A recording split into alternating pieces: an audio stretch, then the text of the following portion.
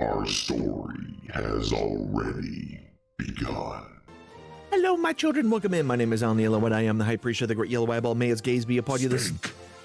Me. Daddy. This and every one of your days. Hi, welcome in. Tonight, it's D&D night. Welcome in, y'all. It is episode 45 of a series of unfortunate decisions. Our party members, we've been BSing. We've been BSing in the background, getting ready for everything. Everyone seems to be in high spirits. Let's see if we can't break them. That's what we're gonna end up trying to do. Before we do that, though, let's unmute everybody. Hi, everybody. These probably bad. We are everybody. You are everybody. You're every woman. Maybe. That'd be cool. No, it wouldn't. That'd be cool. That's what I would like to do. Boobies. Oh no. Oh no. Danavo. Oh no, Danavo. That should just be the opening of everything that I ever do, is just, oh no, Danavo. That's... Fart, no! Listen, there's a lot of chicken noises because of the farm background that I'm using for everyone, and so everyone decided to put chickens up on their screen, and this is just what we have to deal. This is just what we have to deal with. This is just what we have to deal with. So before we get too deep, yeah, better than sheep, I guess. So with that, let's go ahead and introduce everybody real quick before we get into the recap of last time, because it has been a while since we last played. First, we will start directly underneath, which is the Rusty Panda, who plays Nessa the Bard. Hi. I didn't expect the chicken noise. That was not on my bingo card at all. Directly underneath the Rusty Panda is I Am Pingus, who plays Nate, our human, I almost said human Zoloft. I don't know why my brain wanted to call him human Zoloft. That's not what he is. He's a warlock. It's close, but it's not the same thing. Directly on the other side is Captain E-Rock, who plays Seabold, our changeling rogue. And now his chicken is moving. Directly underneath Captain E-Rock is No Hercules, who plays Mel, our dwarven cleric. And last but not least, with those beautifully long legs and feathered wings, is Danabo, who plays Wilvane, our gnome wizard. Chicken. Well, Wilvane stole my image. I'm a little butthurt about it. Well, maybe it was great minds thinking alike, and you both just happened to find the same image. Wow. Just saying.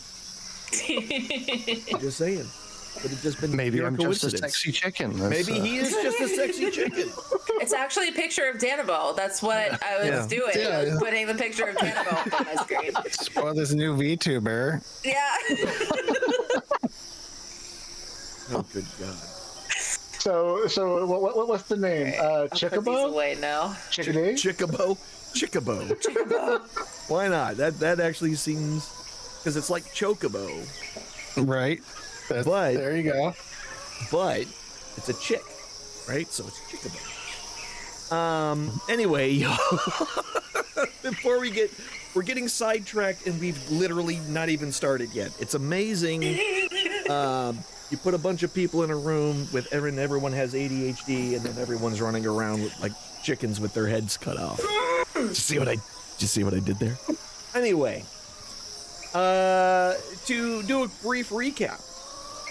Essentially, what had happened was the entirety of the group were invited to something that the town has not done in a long time, which is essentially one day a month where all the surrounding areas and the people of Salt Marsh are invited to come in and air grievances and complaints and things like that in order to bring it up to the council's attention. Nothing's necessarily there to get fixed immediately, but it's just to bring it up. And you all were invited just in case something happened to be brought up that maybe you could help with as the essentially the only real guild in all of Saltmarsh. So while there, some things were mentioned, but one thing was mentioned that had sent the bard into a panic.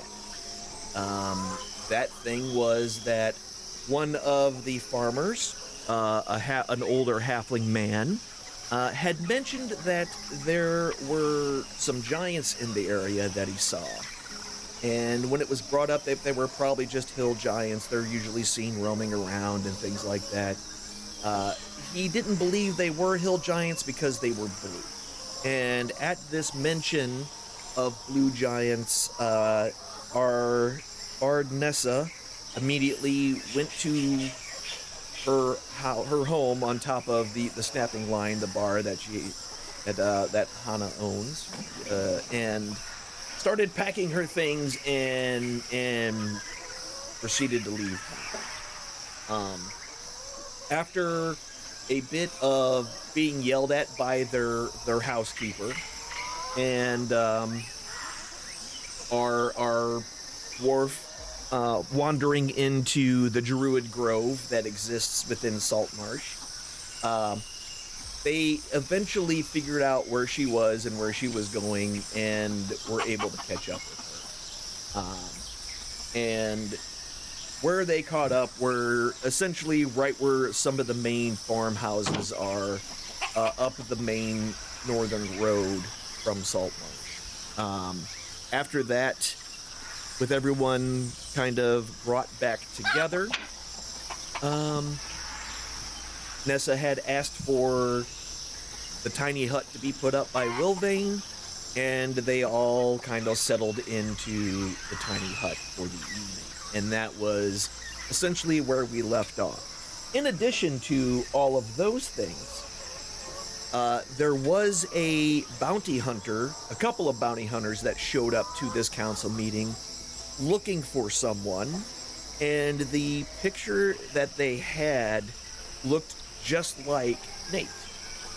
However, they did not seem to recognize that the picture and Nate were the same person. However, all of you noticed, and most of the town kind of noticed by looking. Nobody said anything, but it was definitely kind of a weird thing where people who should have definitely recognized that the image that they had, the drawing that they had of him, and Nate himself were the same person. I mean, I drunkenly told them I was the same person. Yeah. That's why they had 3 pictures of me. Mm-hmm. But they didn't seem to believe that you were. They just thought you were your standard drunk asshole. Drunk. Mm-hmm. Yep. So that was the other thing that was kind of noteworthy from the last session. So, with all of that being said, we open at essentially evening time. It's late. It's later. The sun has set for quite some time now. The tiny hut is up. You are all inside of it, and you are. It's evening time, so if you have anything that you plan on talking about or doing before you retire for the night, let me know. Does anyone remember how many third level spell slots I burned through in the last game? I didn't note them, and I should have. Does the tiny hut help with that? Like, are we about to take a short rest? It's going to be a long rest once you guys are done. Long rest? Okay. You're about to take a long one. Right. For me, I'm just writing in a small notebook. Or actually, I don't have a notebook, so I don't know. I'm thinking. about writing in a notebook. Okay. I'm coming up with a song is basically what I'm trying to say. I am Gotcha. developing music. Understood. Gotcha. Okay. So you're kind of off doing a thing in the not the corner. There's no corner in a tiny hut. It's a circle. No. But you're off kind of on one side doing that. Has anybody else got anything that they're doing this evening before you retire for the night?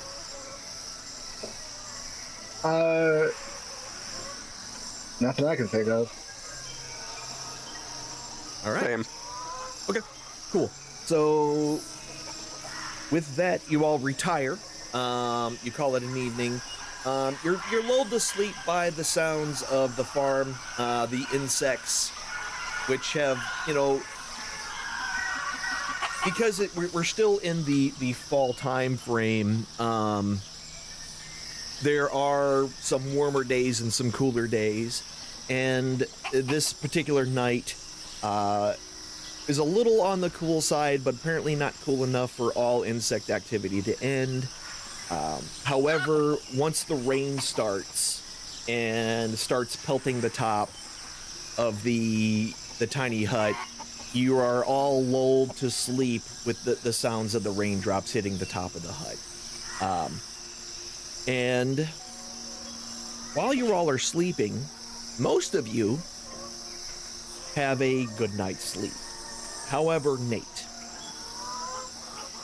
during the night, while you are unconscious, you find yourself in that familiar black void that you found yourself in quite a few times while you've been unconscious. And you feel that same presence, that presence that always seems to be just over your shoulder, but when you look is never actually there. A vision of something that is just outside of your periphery. However, instead of the quiet confidence that had been there before, what you now feel is skittishness. Fear, almost. A constant looking over their shoulder. And that's what you feel emanating. Hey, listen. I don't have a lot of time, but you gotta get rid of her. You have got to get rid of her. And then you hear this snarl. What sounds to be a large beast somewhere behind you in the forest that you now find yourself in. Completely dark, except for you can make out the trees, but you can't see where the snarling is coming from. All you see is trees. And you have a feeling that whatever that snarl is, it was meant for you. Okay, listen, we don't have a lot of time. She's gonna come eat this. What we need you to do is I need you to stop drinking because I need you to be on the ball. We have a deal. We have a contract. But you said something to her. Well, it'd help if I knew what the contract was. You never asked, now did you? Anyway. How can I even sign a contract if I don't even know there is a contract? Semantics doesn't matter. Listen.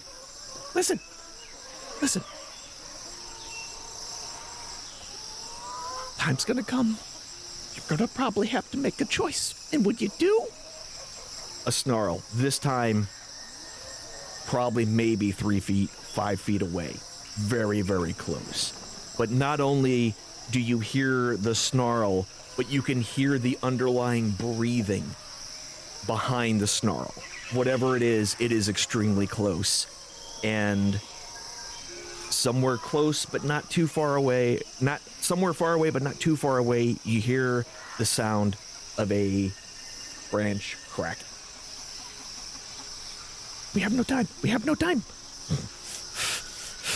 Just remember, you owe me. And with that, suddenly, out of the darkness, you can't quite make out what it is, but you can make out teeth and large paws. And as the teeth gnash down right before your face, you were jolted awake in the morning. Everyone else had a good night's sleep. And now, as the sun is rising up overhead, well, not overhead, but as it starts to crest, it is, and then the first light of day starts to kind of show across. You can see that a deep fog has settled into the valley that you were headed towards, where the farmhouses were. You can make out the closest farmhouse, which was about, a couple 100 feet from where you're camping. But the ones, the 2 or 3 other farmhouses that were further down into the valley, you can't see at all. Very, very thick fog. And of course, the ground is soaking wet from the rain that happened the evening before.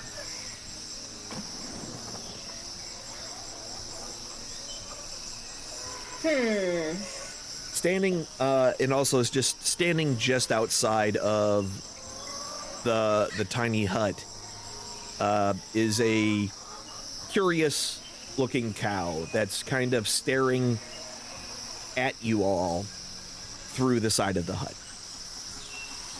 Of course, it's not staring directly at you because it can't see in, but you can see it looking essentially at the hut where you all are.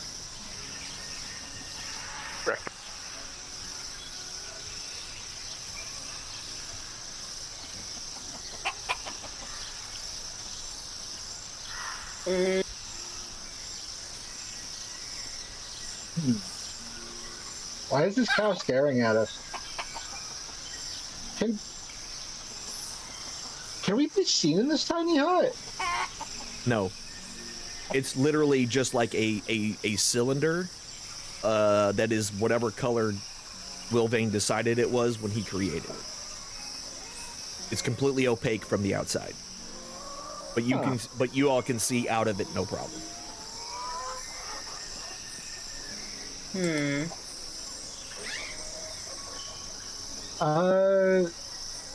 I'm gonna wander off and go take a leak. It's bright pink, by the way. It's bright pink? Perfect.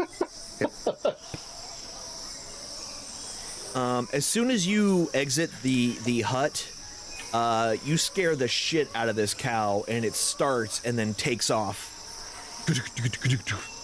mooing as it does so. Magic missile. Here to wear breakfast. Are you literally about to magic missile somebody's cow? No, I just shout that. Okay. I never know with Wilvane. I'm glad you asked. Yeah. I was like, you've got to be kidding. You about to owe a farmer a cow. All right. Just yell magic missile, that's fine. All right. So you take care of your morning wake up rituals and things. Get your stuff together, and you're ready to head out. Yeah, Wilvane's just waiting for... This is Nessa's thing, so I'm just waiting. Yeah, I mean, she does. She did say that she was going to go find some giants, so... Yeah. Sorry. She's going over lyrics in her head as something important that she wants to remember and say to herself, like a mantra almost.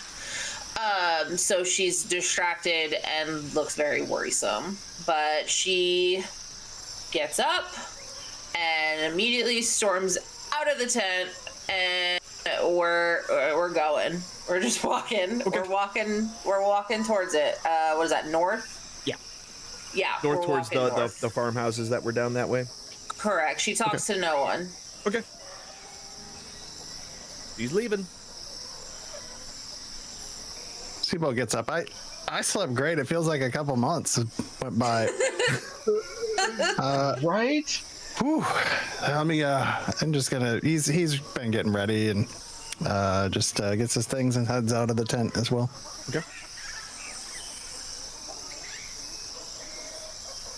These boots were made for walking, so I guess I'll just follow. All right. Same. Can we apply a long rest? Yes. Yeah, let me do that. Sorry. You are right. Didn't mean to hit that button. Uh-oh. Yay, party did long rest. Okay. I meant to hit the long rest button, but instead I hit the next turn button. No big deal. All right, and yeah. So long rest did happen. You all should have all your spell slots and whatnot back. Make any changes that you need for your spell lists for what you got prepared, and then we'll. I think we're. Unless anybody's changing anything, is everybody good? Preparing bow, all set. Good. My spell I'm fine tuning my spell. I'm fine tuning my spell list as we go, but it'll be set in a moment. Okay. No worries. Okay, and with that, you start heading up the northern road, headed up towards Burl, and after about, it doesn't take, no more than 15-20 minutes, where you find yourselves down at the bottom of this, this long sweeping valley. And there are a few farmhouses jumbled together in here. Not too close together, a little far apart. But you do see a bunch of farmer folk. They seem to be majority of them seem to be halflings, with a few other taller folk as well, mostly human. So halflings and humans in these groups of people. And as you're making your way through town, or not through town, through this on the road, they're all watching you. They're all just watching you. As if you're the most... Yep. One of them kind of just raises his hand and waves. Hello. Hi. Day for a walk. Love a day for a walk, isn't it? Nessa's still charging ahead at full speed. Like you would in New York City. Just okay, going. Just not even looking, just going. No. All right. Do not care that there's other people around. She's got a mission. Okay. Cool. Downtown. You're charging forward, so you don't notice as you, Wilvane and Seabold, as both of you are kind of talking and whatnot. You do see out of this group of folks, one of the farmers is the farmer that stood up in the middle of the town hall and mentioned about the giants. So basically, I would run into one of these people. If I mean, you're just walking. You didn't Okay, notice. cool. You're Okay. charging ahead, but because they were engaging, they noticed one of the people that they were talking to was that farmer. Got it. Points this way. Points. This way. I'm sorry. That way. Which The way? giants. What? Oh, Giant, the big. oh, you you're know. here. You're here for the giants. Well, she is. Oh, Well, they might be. I don't know how that works, but okay. Well, I guess. Well, I mean, well, you can't. See, you can hardly see nothing in this. Well, in this fog, but if you goes up a ways, about just point. he points up the road. But if Thank you go up there, you're gonna see a giant oak tree. When you see that giant oak tree, that's where I saw him cross the river. Is it the giant's oak tree or is it a giant oak tree? No, it's a giant oak tree. It's a very big oak tree. It doesn't. I don't. It's been there longer than I saw them giants. So Is the tree shaped like a giant? Or... no, it's shaped like a tree. Oh, good. It's a regular tree. It's just very big. Huge. How does that work? Sorry, I could. Huge. I mean, if Yeah, you don't mess with stuff. something, it just keeps growing when it's a tree like that. I've always found the opposite. Is Nessa to them, because I would literally shout out, "Shut the fuck up about the tree." I would try to cut them off. I don't want to hear about this damn tree. Let's keep going. But you're charging off. Remember, you're not paying attention to the world around you. Fine. I think she I stopped would literally when. hear about Yeah. Oh, don't mind me. I'm a derp. No, I literally would stop about all this shit because you mentioned giants, and then I would get really frustrated about the tree conversation. All right, well, yeah, like I said, just up there's a couple. Oh, maybe. Well, you can't see it, but you'll see it when you get closer to it. And then they went across the river at that point.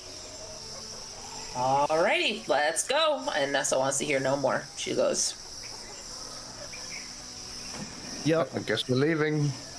All right, y'all be safe. I hope you catch whatever it is you're trying to catch or kill, or I don't know what you adventurers do, but bye. Have the day you deserve. Well, we're gonna try. And as a note, if Nessa's like full-on New York style power walking, my legs ain't that long. You're going to outpace me at some point. I'm 6 foot. Yeah, you're gonna you will start falling behind as it goes on, but it's not too bad at first. I am not going to be pushing myself all that hard to. I'm not trying to keep up. I'm not trying to keep up. I'm trying to keep up, if that makes sense. Yeah. I got you. Lackadaisically. Cool. No, I got short legs. So as you can kind of continue up, you see both to the left and right that a lot of the fields right now are completely being. There's a lot of wheat and barley and other grains that are being cut down on both the left and right sides of the road. Just lots of small dots with scythes, walking along rows and cutting things down while children and other folks are walking behind them, picking up the stalks and everything and putting them into baskets and carrying them around. So lots of activity that you can see close to you as the sun kind of starts raising a little higher in the sky. Some of the fog starts to burn off a little bit and it becomes a little easier to see. And eventually you do come to a very large oak tree, looking to be about 50 feet tall, just an extremely large oak tree. A lot of its leaves have already changed color. They have turned a very vibrant orange and red with some leaves still holding on to some of their green. A small pile, a small circular ring of leaves are also on the ground around this thing. And Nessa mutters to herself, "The goddamn tree." I thought It is the tree. we were chasing are supposed to be blue. Why is this tree or their tree not blue? Why is it, fall colors? That's a good point. People's gonna investigate the circle of leaves around the tree. Okay. Is there anything to that? Can you? I mean, they're literally just the leaves that have They just fallen fall off the there. tree. Okay. Yeah, and it is kind of Then he's forming gonna- a ring where Okay, they've then he'll fallen. climb the tree and scout. Okay, give me a perception check with advantage. All right. Give me. Wolverine will give him a boost. Okay. Oh yeah, like boosting me up there. Yeah. Put your get up hands the down tree. with like your fingers down and lift them up. Okay. Perception, you said? Yes. Bam. All right, let's go. Do we All right, perceive 23. things? All right. So the fog still has a lot of it covered up. So while you can see a little further, especially being this high up, A little further because of Wolverine. Yes, it's all because of Wilvane. Thanks, Wilvane. Yeah, thank you. It's however, you do notice not too far from the tree, from this vantage point, you can see a rather large boot print in the ground that you couldn't see from ground level, but from where you are up here, there is definitely a large indention shaped like a boot. Oh boy. And that is heading from where you all are, is basically heading almost directly west. Yeah, he'll get down from the tree and just share that with the class. There's a big, it's giants, big boot print up here. Just one? Is he hopping? It's just a boot print. I didn't see the giants. I feel like if there's giants, we should see them. Are they hiding? Well, the prints are what's left behind when somebody walks in, like on mud or if they got No, keep going. I shit didn't know on their this. shoe or something. So they're not there where the print is. So what we gotta do is go the way that they went. Seabold, you're lucky I don't slap the shit out of you. I could use it right now. It might wake me up from what's going on with this party. We're chasing giants, apparently. There was something about sheep and a cow, and I've heard enough chickens for a while, I think. Oh no. Should we go? Let's go. This is alright. Okay. So funny, guys. You guys are so funny. Why, thank you. And by now, Mel's has just about caught back up to you guys after this expose. Mm-hmm. Totally clueless what you guys are on about. I mean, you saw him scramble up the tree, Right. so you know at least he went up the tree somewhere. West? West. West. To the west. All right. To the west. To the windows. To the west. Okay, cool. So as you all start heading to the west, you find that indention. You kind of head your way towards that, and you end up, and you see that indention, that there was just a certain spot on the ground that seems to have been softer than the rest, and there is definitely a large footprint in that spot. And now that you're a little closer to it and you've started to head your way, you can make out another one a little further away. So it does look like there are some tracks that you can follow fairly easily by looking for these large indentions. Can I tell what size it is by the gate? You know I what? can tell what size it is. How big is it, Nessa? It's about. Don't get advantage because Nessa. No. Go ahead. I'm sorry. Just give me an intelligence check. Straight in. Okay. Just a straight int check. Okay, yeah, 23. So these footprints that you're looking at are a good, maybe you're estimating, but maybe 8 foot. Maybe somewhere between 6 foot to 8 foot. From front to back, from heel to toe.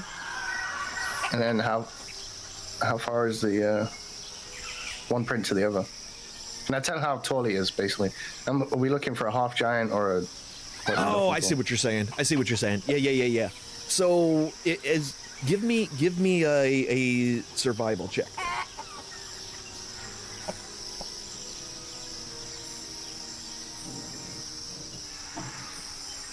Well, So based on that, you are pretty sure that what you're looking at is a full-blown giant footprint. Okay. Blown a Oh, giant already blown. footprint? I Okay. was gonna God damn it! Well played. Good job, you guys. So, I heard it and I was like, "Mwah," and Siebel got to it faster than me. I think we same time. Also gigging it. And you, Why are we like this? That's a big foot. You know what that means? Big socks. Nessa lets out a laugh, which she hasn't done the whole time since she's been charging. Kind of breaks her mantra that she keeps repeating to herself over and over again. She looks distracted with this mantra, but she still has all the vigor to keep going. Okay.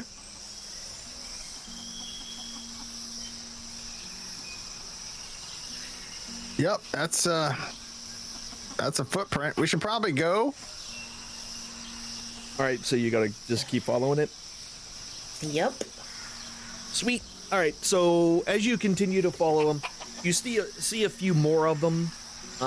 In a couple of spots, it looks kind of weird because it looks like there is a right and left foot, but they're on the wrong side. So it's like the right foot is on the left side and the left foot is on the right side as far as the way the prints are going, which is a little strange. And eventually you find yourselves at the river. Now, at this point of the river, there is no there is no bridge or anything like that you can see for, either direction for quite a while. However, it does seem like you can see the bottom of the water even towards the center of the river. So it looks like if you needed to, you all could forge your way across if you wanted. Any ice anywhere? Like in the water? Is it cold? Well, it's fall, so yes.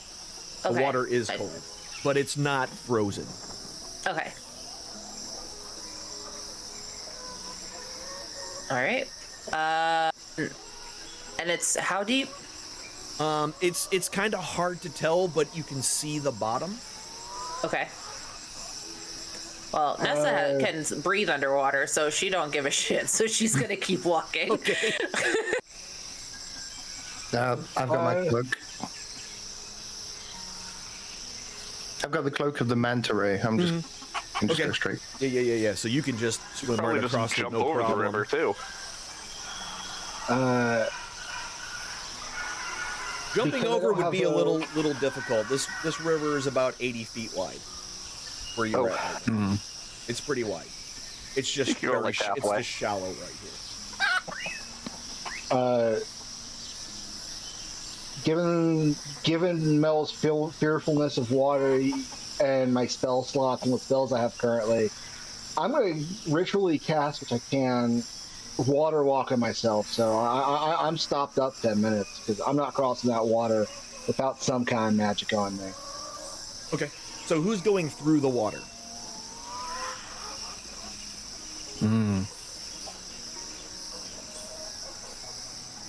I think I will be. I have a ring of swimming. Okay, so you can swim across. Swimming speed. Yep. 40 feet. Yep, you can swim. Okay, cool. Who does not have the ability to? Who does not have a swim speed? Let me put it that way. That is just walking across.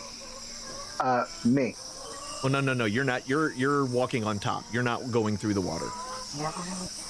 I can breathe underwater, but the swimming speed is equal to walking speed, I think. So you have a swim speed. Okay, cool. Yeah. So everybody has a swim speed. Except for me. Okay. So how are you getting across? Let's see. Does that water walking do more than one person? I think it does, but- I think it does. Slow reader.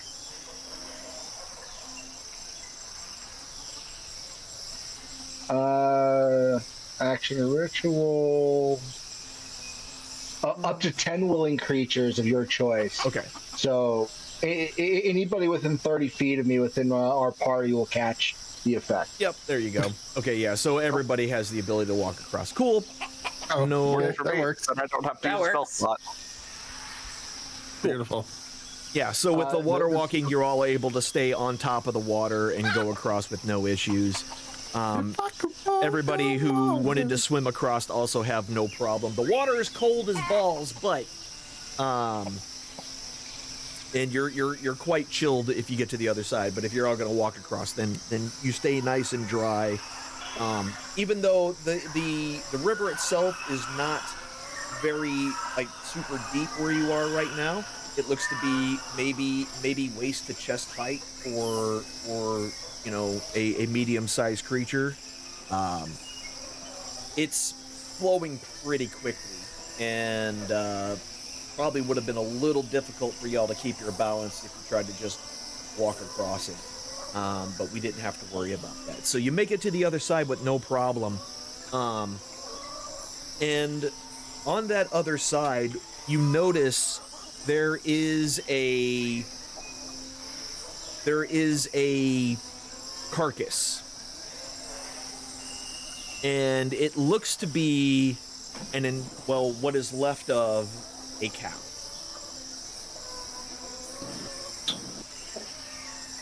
It looks to have been killed, and it looks Same to cow? no, not the same cow. I mean, it's Is there hard to magic tell. missile All damage, the cows. The other one was a black and white cow. This one, with what skin that you see left, looks to have been brown. Does it have any chocolate milk left in it?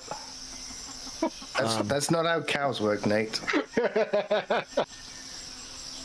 But yeah, it looks like it was killed and then cleaned and chopped up.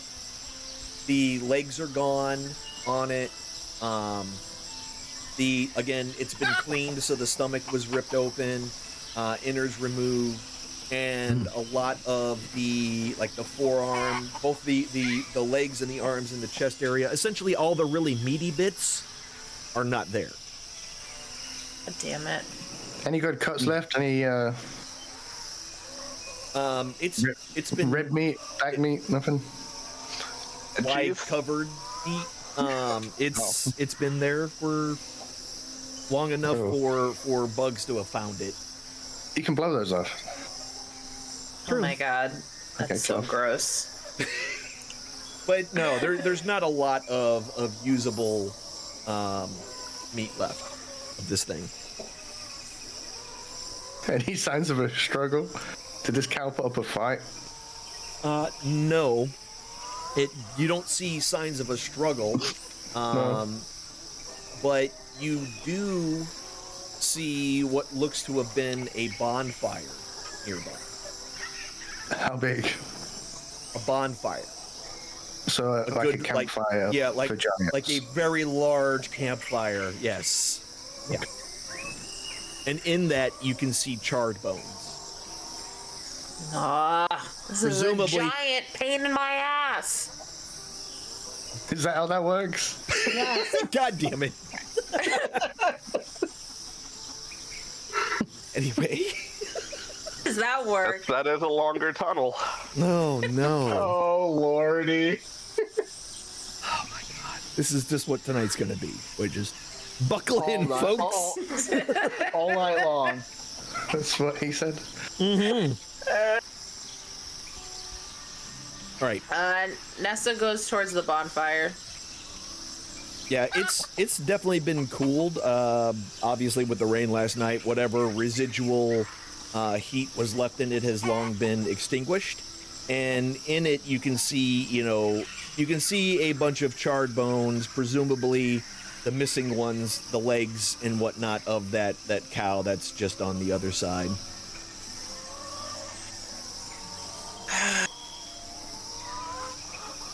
Nessa starts mumbling to herself, but it's not. Can't really hear what she's saying. Just the one giant? Can I see any activity? Is there a group?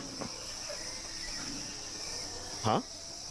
Is there a group of giants, or is it just the one? Can I see if there's... Oh, are you like looking around for clues to see if you can see how many there are? Gotcha. Okay. Give me an investigation check.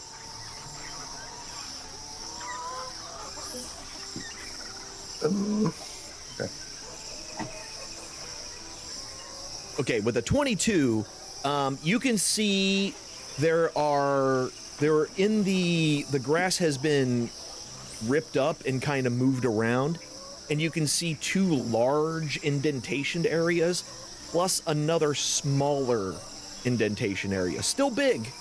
The other 2 are about just kind of estimating, looks to be about, about 10 feet wide and about 20 feet long. The other indentation is not quite as big, looking to be maybe 15. So there's 3 major indentations. So based on that, it seems to be 2 giants and 1 large creature of some sort.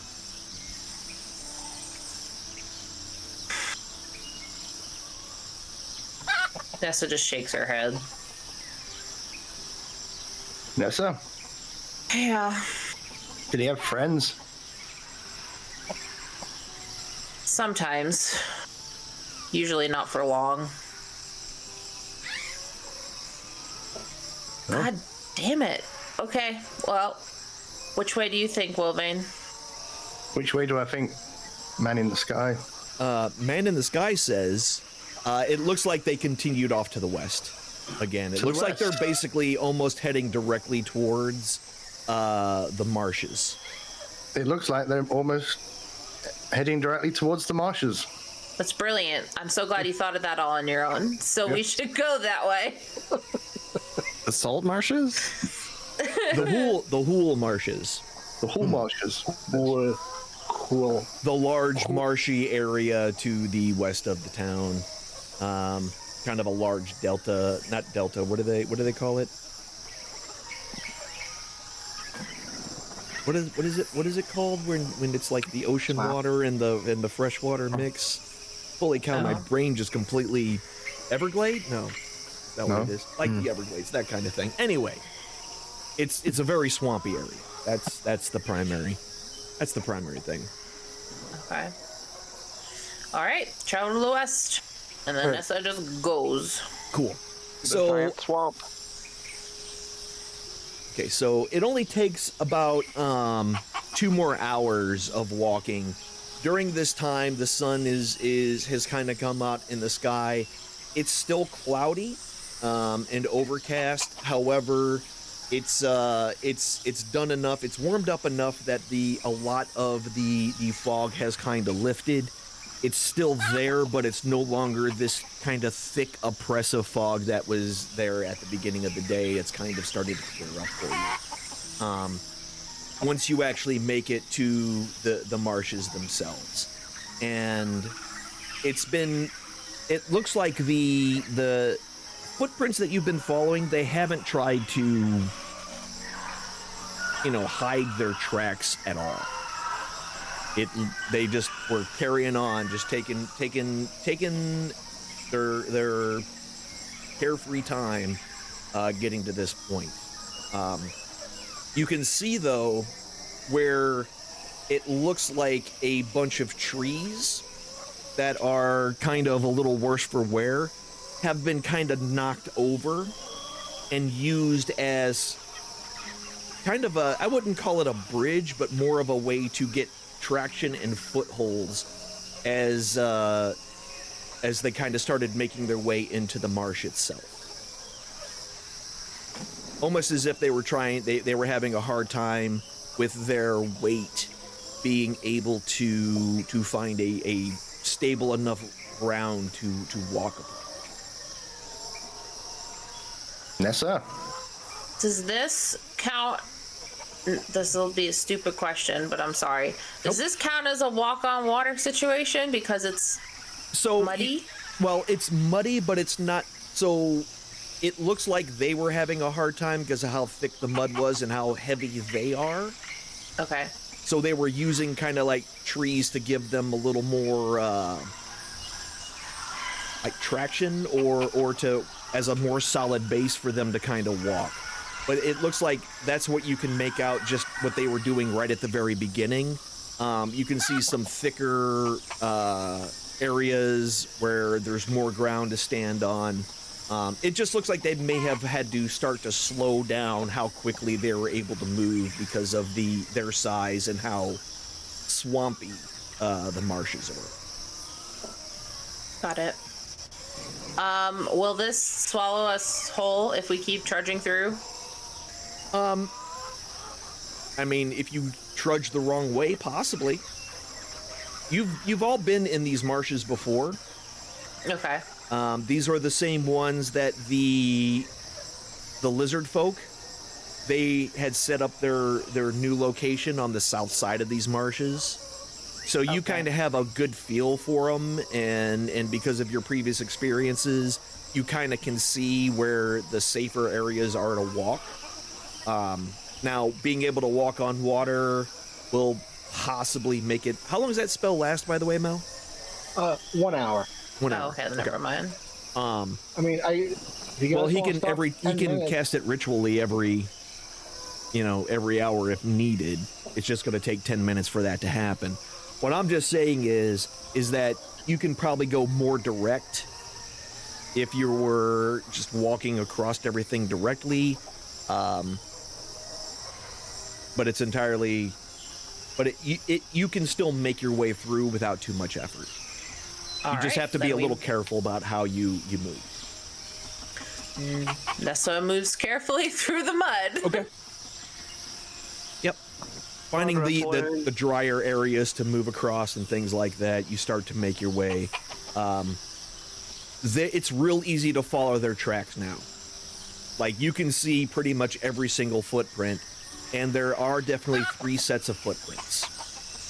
Again, 2 of them that look to be between 6 and 8 feet long for each one of the feet, and the other one looks to be maybe about 2.5 to 3 foot. Wow, everywhere I look is just Marsha. Oh my God, Theo. Good All job, right. high five. Yeah, love the perfect. energy. Sorry. Okay. That was brilliant. I appreciated it a lot.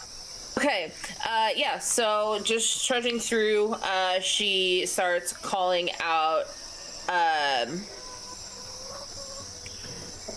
she doesn't call out, she keeps mumbling. Okay. Nessa, Yes? forgive me, but you haven't said what we're doing here. Are we here to talk? Or We're here to stop this abomination from screwing everything up for other people. by screwing, do you mean... So you're God, just I have to jealous? watch my words around you. Messing everything up. Yeah, your innuendos. I just say the word innuendo. It's not... Am I here to do what I used to do, or am I talking to this person? Are we going? Are we trying? We're gonna have a nice chat. Okay. Now, allow me to cut the fat a little bit further. With this group, a little chat has historically meant a lot of fire, a few stabs, and a lot of bullhead behavior from me. So, I mean, are we trying to kill giants? I'm not afraid of giants. Are you? Yes. All right, we're killing giants. Got it. We're not killing know any what? giants. That's what I was asking. We're not asking if we're afraid of them. I want to know if it's truly murder or second option murder. It always comes down to murder with us. He's used to being pounded by giants. They probably get disadvantage on their damage rolls, so we're good. All right. Resistance.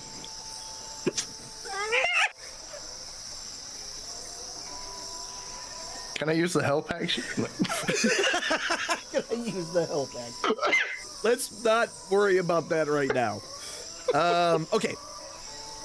So y'all are having this conversation. You're moving through. Another couple of hours go by, and you see a couple of areas where they've obviously kind of waded their way through some thicker areas where there was a lot more water.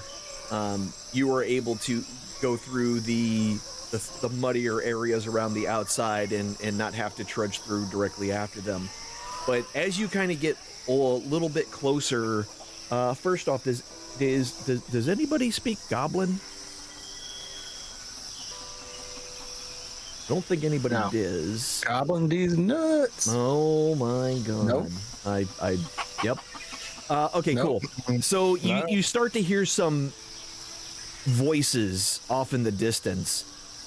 They sound very frustrated or perhaps angry. It's hard to tell. They are speaking a language that none of you understand, but they all seem to have kind of gravelly voices, and they're all kind of high-pitched.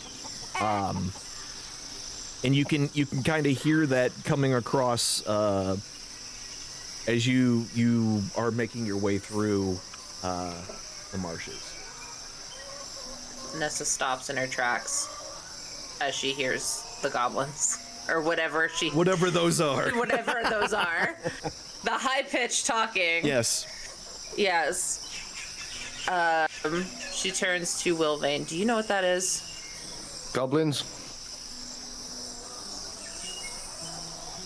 We don't want to talk to goblins, do we? They're pretty stupid. You were a nice goblin once. His name was Goober.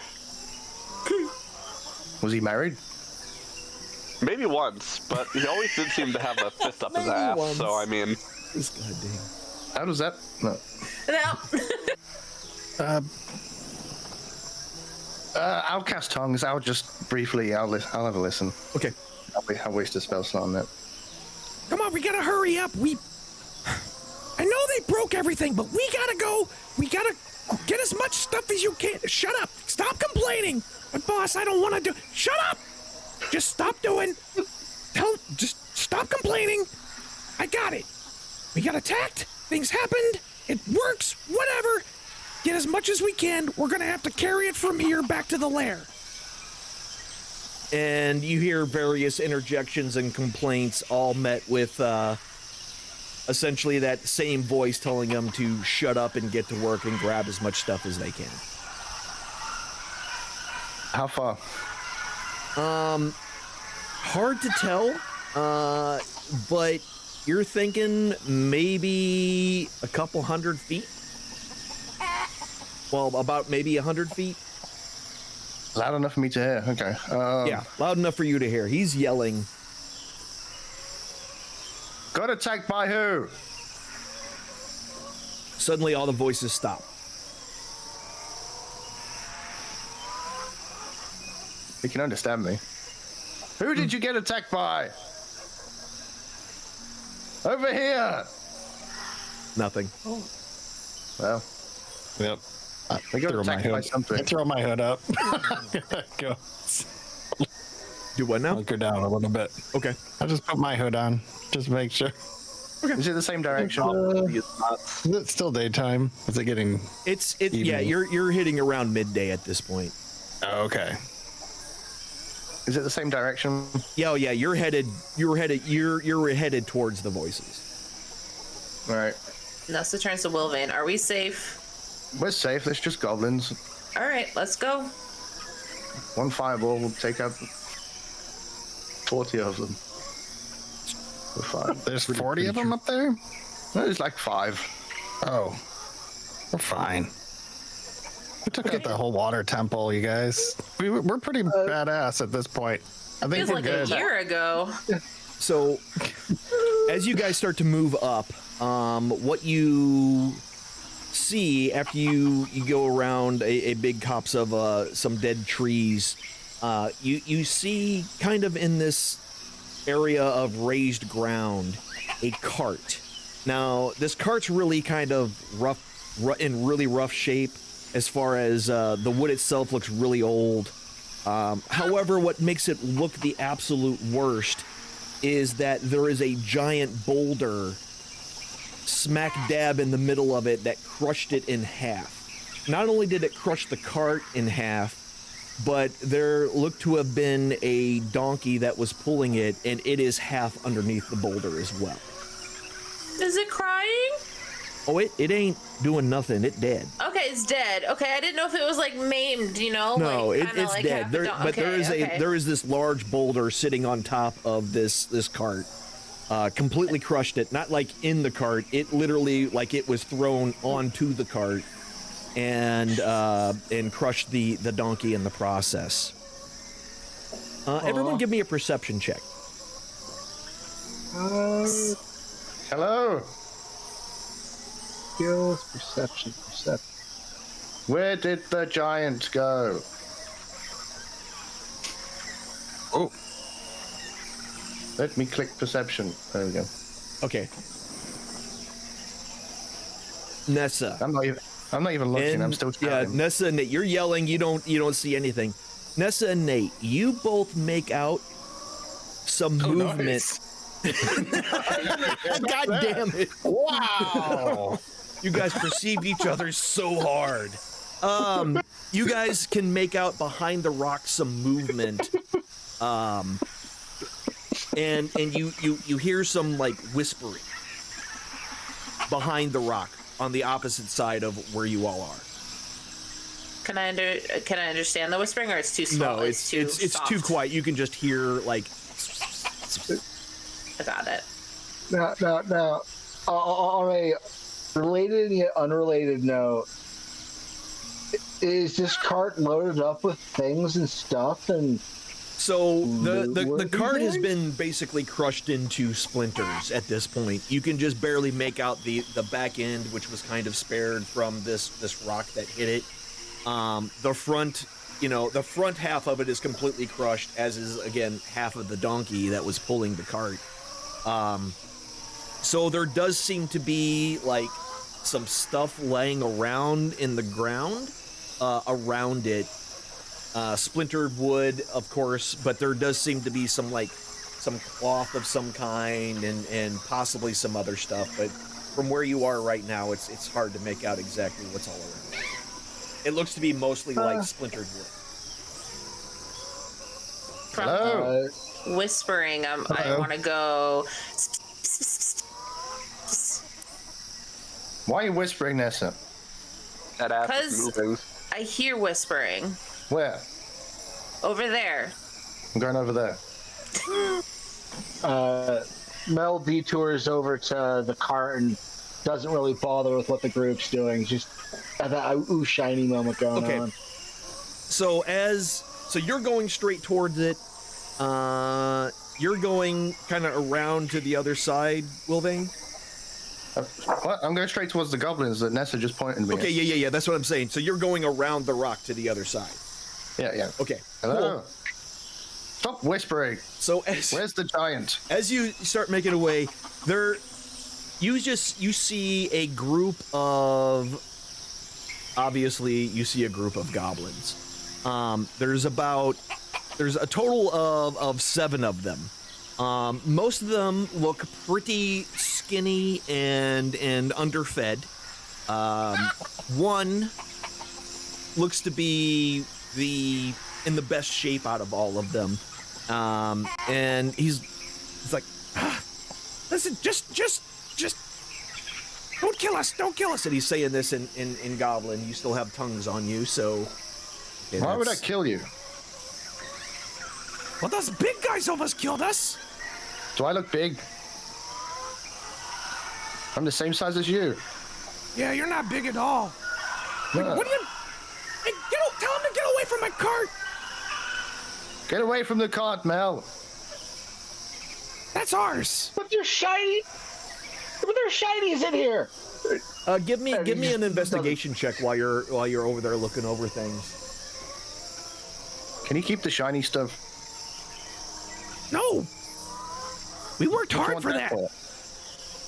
Okay, Oh. so So as you dig through it, yeah, it looks like most of what you can see are shattered bits of cart.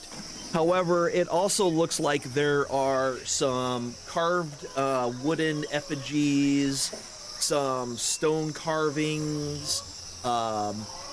There is a tin candelabra that is dented on one side.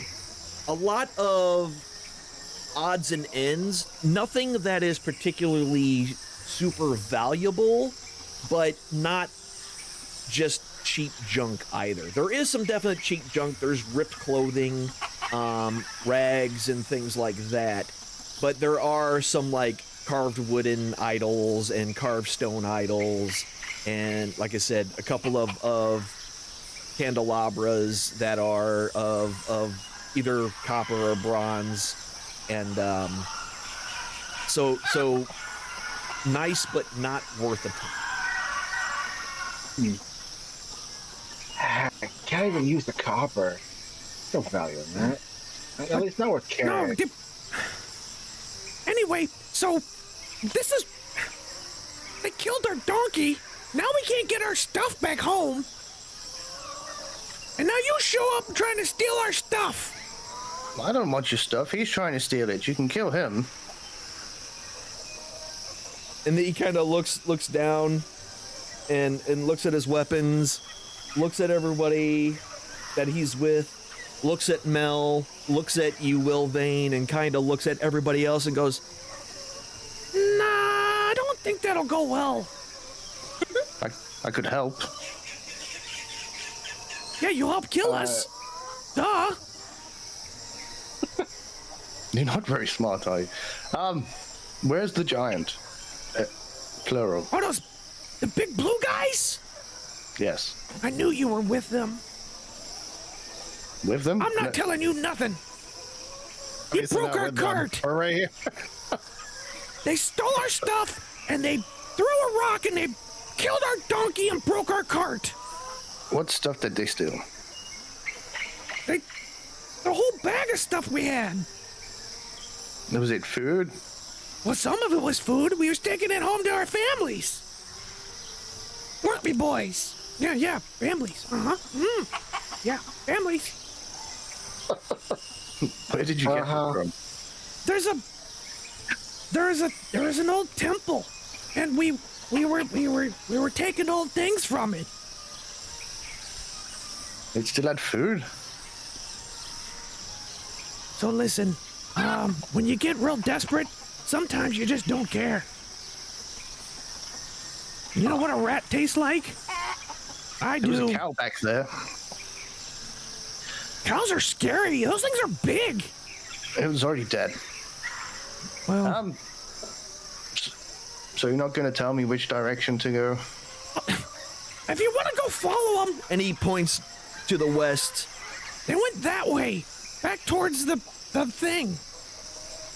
And it's two really big ones, one big one. There was one big one and two Alexa? really big ones.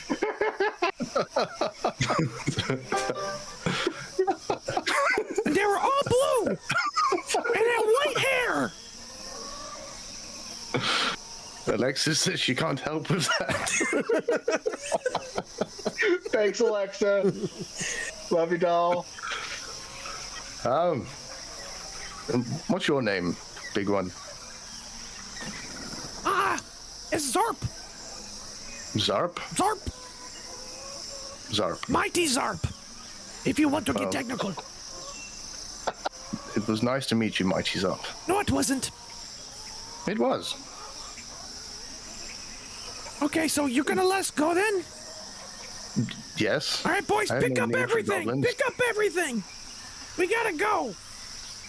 And they all kind of like shuffle around, trying to keeping a good distance between all of you, keeping an eye on you because they don't quite trust anything you're saying. And they start picking up as much stuff as they can put in their arms to carry with them. So what's going on, Wilvane? I can't understand anything. Oh, yes. Your ex whatever he was, killed this donkey, took the stuff, left. Where This do we way. go? West? Yes. All right. We're going west. Oh, and the big one's called Zorp. Any points? Zorp. Thank you, Okay. Zorp. Thank you, Zorp. Zorp. And the rest of them, as I don't know how y'all are hanging out, but they do start collecting as much as they can carry in their hands, and they all start trudging northward. As they approach, Mel's just sees the skinniness on him and drops one of the 2 rations that he would have on him. Just kind of just leaves it on a bit of wood and just kind of wanders off. So as you Doesn't drop take it any on fault. the ground, 3 of the goblins immediately all dive for it. Yeah, And they're gonna fly over that. as one of them tries to get one hand on it, the other one bites down on his hand, and suddenly just punches start flying. The other 3 start to come in, and they start fighting. And Zorp runs up's like, What are you doing? No, that's gonna be mine. Doesn't matter which one of you get it first. I'm the boss. I'm the boss, and it's mine. and they're continuing to fight each other over this ration. A question for you, Alan. Yes. Create food is not a ritual spell, but can we make an exception in this case? No. Damn. I put a hand on Zorp's shoulder and hand him my other ration. Here. Oh, okay, you guys can share that one. And he takes it from you and puts it under his shirt, kind of pulls his jerkin up and stuffs it in there, and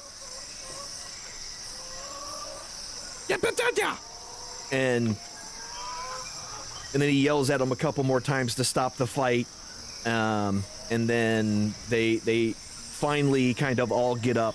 One of them has a black eye. There's one's bleeding on his hand from where the other one bit him. And essentially, yeah, they all beat the shit out of each other for a little bit there to get this Good ration. job, Mel. I didn't realize a little bit of food would have won us that fight. Jesus. Never feed the animals. It's I figured it was the kobold rule. If those You kids feed could a read, they'd be kobold, very they'll never- upset. I figured it was the kobold rule, man. You feed a kobold, it'll never leave. Maybe we can have an army of distraction. Yeah, the army of distraction. That's great. We'd be better off with an army of chickens. Well, I mean, they might as well be chickens. Now, the question I have is, if we take them with them with a promise of food, I could keep these guys fed throughout the next couple of days. We'll have to wait till morning, but we could use the cannon fodder. I'm liking this idea. They're not dogs, Mel. They can't be trained. We're not trying to train them. We just need a little bit of chaos on our side. We are chaotic mongers. So lean into it. With 7 I don't think goblins? the town would like it very much if we just came back with 7 goblins. No, he wants to take them to the giants so they die. It's kind. No. It's an idea that I would have had, but I would never insinuate such things. I'm not trying to get these poor creatures killed. What kind of evil, chaotic creature do you think I am? Just you've trying been to around make me sure these far creatures too stay long, fed. Mel. Far too long. Yeah. One could even say you're rubbing off on me. Damn it. I said it. I would not say that because then the rest of the group would do the thing where they say, He's right. We're right. Yeah, I was thinking it. Take the goblins or don't, Mel, but I'm going. And she goes. "Bye, Zorp." I hate. As you guys, as you start to say bye, Zorp, you notice that they disappeared. They They're either hiding or they went somewhere. They're gone. Yeah. While you all were arguing, they left. They're smarter than us, frankly. Okay. Oh, that sorts that out. Where were we? Tally ho! All right, cool. So you continue your way west, making your way slowly through the mud and whatnot. And as time passes, it starts to get a little bit darker as we move slowly into the late afternoon, closer to evening time. And after a bit of time, you start to smell something other than the swamp gas and peat that and stale, stagnant water that you've been smelling pretty much this whole time. Vegetation and all that. You start to smell burning wood floating on the breeze coming from the west towards you. Not all the time, but you're starting to catch whiffs of it. We must be going in the right direction because that's a smell. Realizes that no one's listening and then keeps going. I thought you were going to say you smell wood. I was Could have said it, Danabo. I could have said it, Wilvane, but I didn't. And we're going. Okay. Innuendo. Innuendo. Okay. So as you start, you continue to make your way. You're finding more and more areas where the ground is starting to kind of rise up out of the water. So less shallow water pools and more slightly raised land masses. And you're noticing a couple of spots where it looks like entire trees have been pulled up out of the ground. As you make your way up, and it doesn't take too long before you start to see, as the light starts to dim as the sun slowly sets, you start to see what looks to be a large bonfire in the distance with some large masses sitting around it. Can we have the giant lore dump? What do I know about blue giants? Go ahead and give me a nature intelligence. Nature? Yeah, be careful. There might be giant dumps around here. Might be giant dumps. 13. So you know that if the blue ones, they're usually found in mountains. They like the really cold, snowy areas. They naturally are resistant to cold, just in general. But otherwise, they do the same things as pretty much all other giants. They look down on little people, both figuratively and literally. Are they intelligent? Oh yeah, they're smart. They're not like super geniuses or anything like that, but they're not dumb like hill giants, if that's kind of. Yeah. Okay. Nessa. Yeah. Nessa seems hesitant the first time. She seemed hesitant this whole time. I bet you weren't hesitant at all the first time. Nate. Stop it.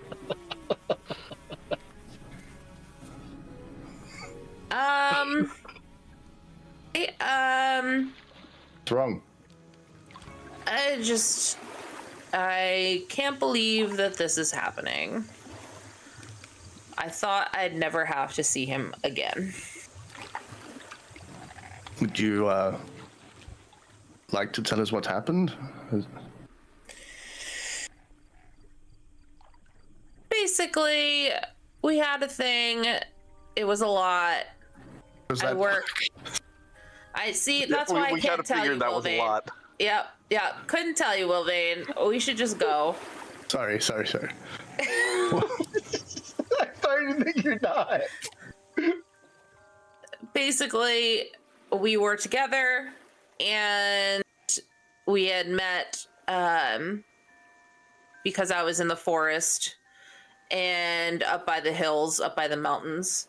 I was doing some walking, some light walking, and pretty carefree.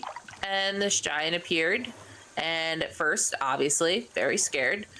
But he was kind of charming, and we hit it off. And then he loved me too much, and everything was about me, and it was overwhelming, and it was rough. I'm saying that for you, Nate. Yeah, we figured it was rough. I'm saying that for you, Nate. And so when I decided to leave, he went rampant, and here we are. Apparently he's still taking it out on the cows and the trees and everything that he can find. He's Really making a horny guy, mess. isn't he? He's making a mess because I left him. So that's the story. What do you intend to do? We're gonna have a little talk, and hopefully I can make him stop this foolish behavior. Lead the way. Nessa takes a deep breath and starts walking towards the giants. All right. Is everybody following? I've got your back, Nessa. Yep. I'll be right there with you. I'll be a few steps behind, but still following. No. I don't know why that's so funny. Like, I got your back. I'm right there with you. I'll be a few steps behind. listen, this kind of thing is not my bag, man. I'm here for the loot, the shiny, the smithing, and potentially murdering things. If I'm involved in this, it might not end well for any of you people. So, you kids have fun. All right. So, as you all start to make your way up there, and you're Voice in the sky, one moment. okay. Sorry. Mel, Yeah. giants can carry a lot of loot. Oh, well. Like yeah. a lot, Mel. A lot. You tried to convince him Yes, to kill them? but it's my loot. Why would I let them carry it? See this? No. I know that's No, Mel. They take a lot. They gave a lot. My And point. that's the whole reason Mine. why they broke up. My loot belongs on me, not on them. No. I can't have them be holding my loot. I will murder somebody. I'm not explaining. Let Nessa No, figure. fine. Voice in the sky is fine. We'll let Nessa do her thing, and when this inevitably comes to blows, like everything with us does, I'll be here to cause some trouble and chaos and get with the murdering and Not looting, those type of blows, Nate. No. Right. No. Just go. Nessa snaps at Mel. Mel, they have loot. If you want the loot, come follow us. And then keeps walking. I thought you didn't want them dead. Mel is shouting now. Thought you didn't want to kill them, and now you want them dead. When you are confusing the fuck out of me. Why are you like this? And she just The turns woman dealing around with with her the head. hands. Yeah, the whole time. She turns around with her hands on her head and goes, I want no one dead, Mel. We're just trying to convince you to come with us. Who goes I'm there? getting mixed messages. You hear fuck. a deep, booming voice, often off towards the campfire, and you notice that all three figures are now up on their feet. Large axes in each of their hands drawn. Show yourselves. Just the drunks featuring your ex-girlfriend. Don't worry about it. Half of us don't drink and none of us can swim. was in the song. Step forward. Nessa reluctantly Wolverine. steps forward. Wolverine pushes Nessa. Thanks, William. As Nessa, as you are the first one to step into the light, as soon as you do, the smaller giant in the middle, his eyes widen with recognition, and his mouth, his jaw drops in utter surprise, and he immediately puts his hands up on the arms of each of the full-grown giants on either side. Hold, brothers. I know this one. And with that, we're going to take our break. Oh, Perfect. Love that for me. Okay.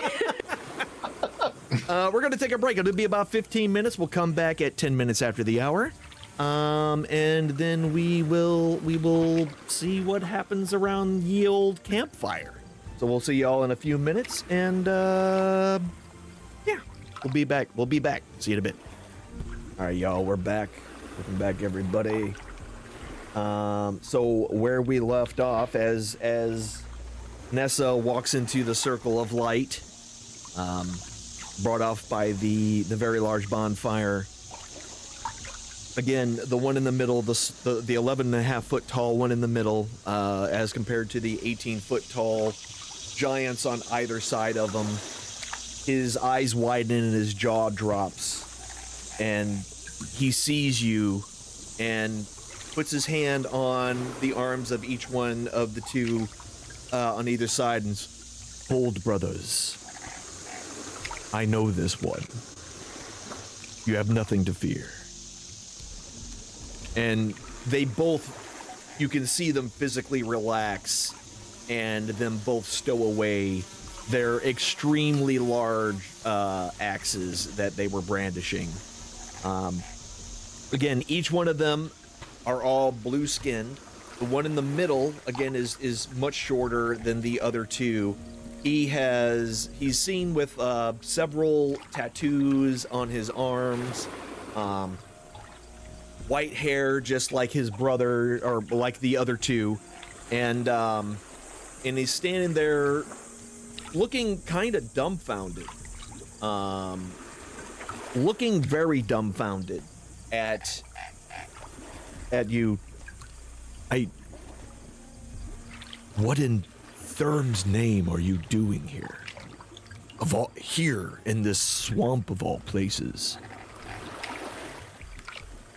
Nessa's demeanor changes to like a schoolgirl, like just basically shy and like, "Hi, Tokus," and she kind of like looks at the ground, just, how you doing?" I'm well. I'm surprised. I had no idea. How are you here now? Well, I've been following some tracks, and it just happened to lead me to you again here. You don't say. That is unexpected, to say the very least.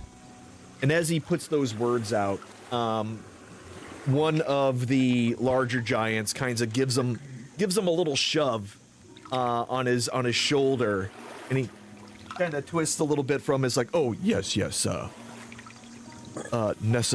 Nessa's companions. This is my brother Bulkus and my brother Dulcus." Really? Sorry. Great name. Yes. And Oh, really? I thought that one was half brown. and I am Tulkus. And before you say anything, Wolverine's my Maybelline. father was not an inventive man. What was your father's name? Colchis. Macaulay Culkin. Will Vane Slavery.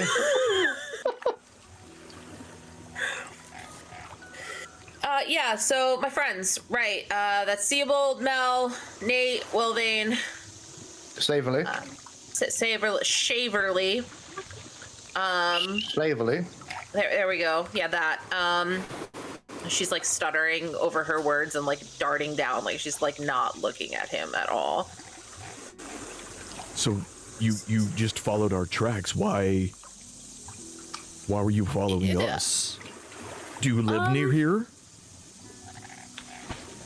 It's best not talk where I am now. Let's focus on the now. Like here, like now. This is now like where in you this live moment. now. Do you live near here now? So anyway, We all I live was just together curious. at the Guild Hall in Saltmarsh. I'm sorry, say that again. Your voice is very tiny. We It's all hard live to together at the Guild Nate, Hall. Nate, Saltmarsh. Nate.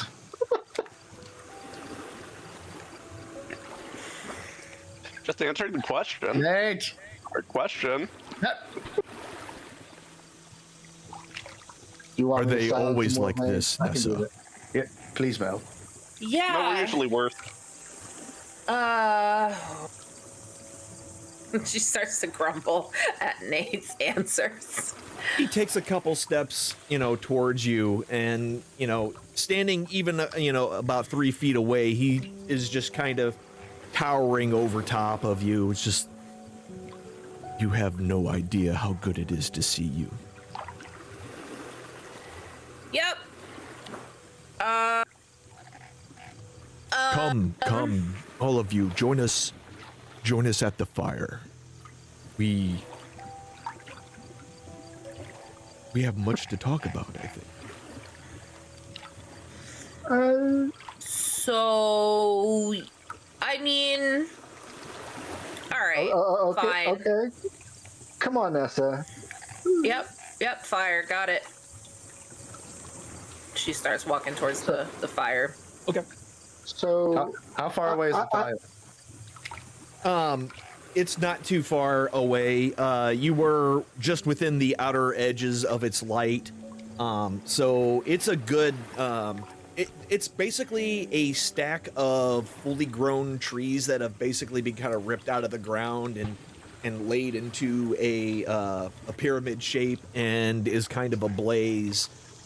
You can't get more than maybe about 15 feet of it. If you get within 15 feet, it starts to get a little too hot for you. But yeah, they have a large fire going, and it looks to be 2 large chunks of meat that are on spits, leaning over the side and are currently roasting over the fire as well. It smells amazing, by the way. On another spit, there is actually what looks to be a full-ass alligator. Just Ass on a alligator. spit. Yeah, an ass alligator. No, a full-on alligator on a spit. Got it. Just 2 So cheeks you've and just teeth. been that's all. like traveling around and stuff, yeah? Oh, not just traveling around.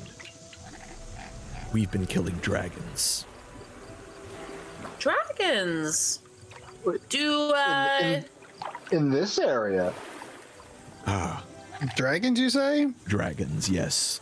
We have been following one that we've ambushed and, well, we got the jump on but couldn't quite take it out. It grabbed what it could and flew off, and we've been tracking it ever since.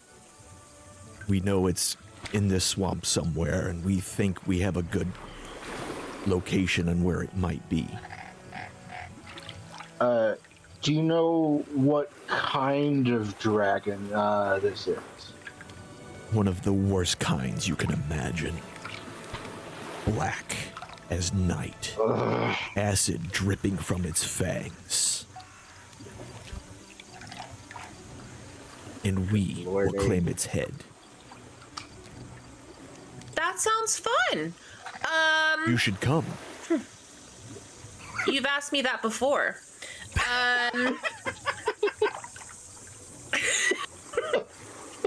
And you notice one of the larger giants leans over to one of the other larger giants. It's hard to tell which one is Bulkus and which one is Dulcus, because they do look pretty much the exact same.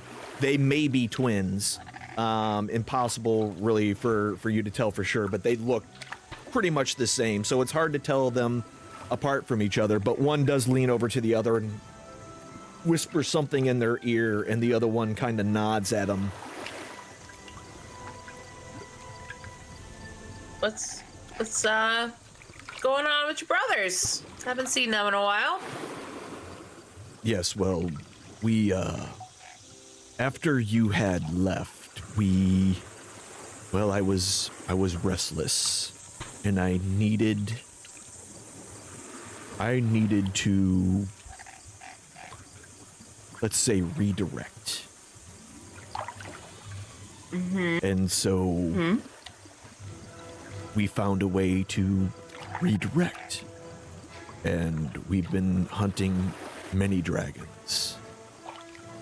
We have killed. Dragons. We have taken out 3. This one will be our 4th. 3 dragons, huh? That's some interesting hunting you're doing. Why are you putting yourself in harm's way? Is there a reason you're doing that? Yeah? I'm not in harm's way. They are. And his brothers Yeah. just start laughing, because that's the funniest joke they've heard in a while. They both just started laughing.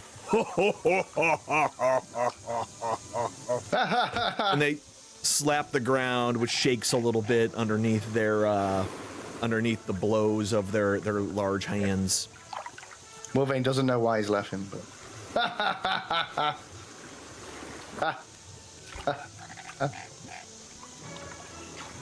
this is awkward. Yeah, it is. Hey, so Tulkas, I noticed that you don't like cows.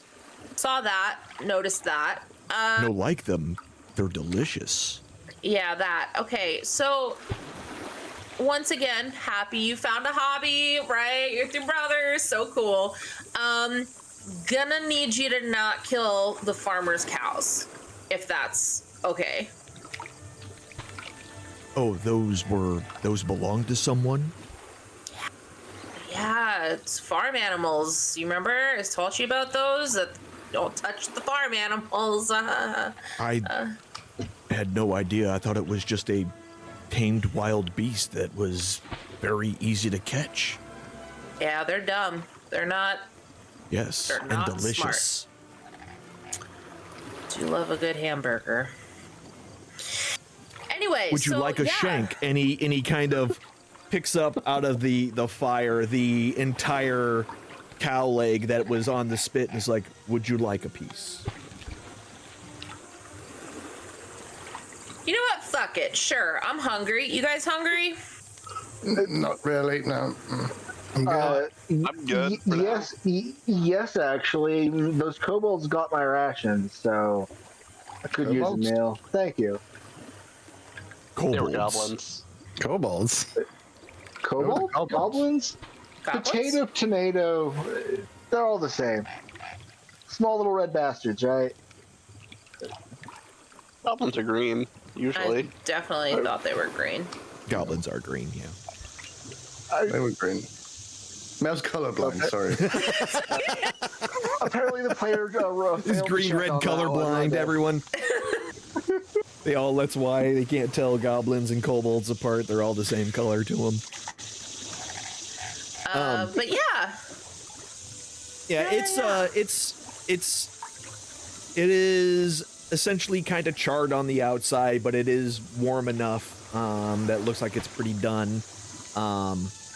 And as you chew, it's unseasoned, but it is definitely beef. The other one kind of takes the alligator that was on a spit and slices it open and starts to chew on pieces of it as well. So dragons, tell me tell me what's going on. So, like, it's a fun hobby. Most people take up, like, sewing, but dragons, it's cool. We had found this particular specimen in another part, much further north than here. And as I said, we had planned and we had gotten the jump on it and had done quite a bit of damage before it attacked us. And so much so that it barely had time to grab only but one chest out of its massive hoard before it flew away.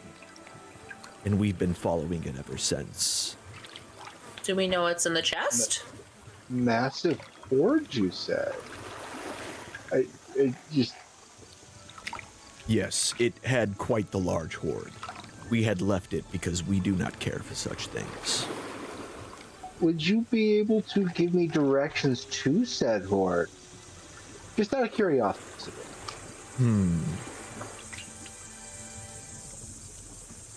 A little over 1,000 leagues.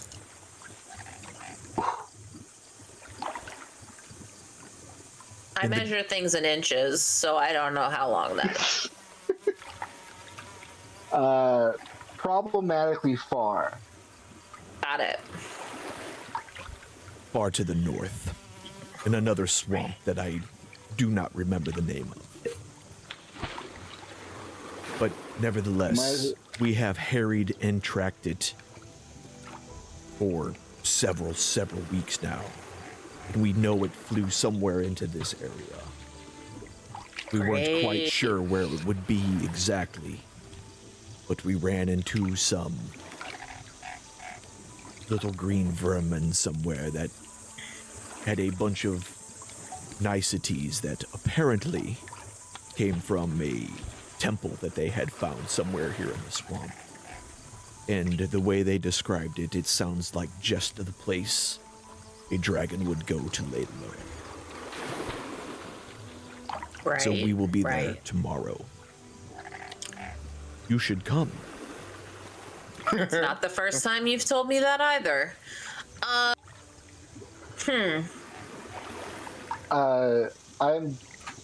And I don't mean just you, all of you would be invited.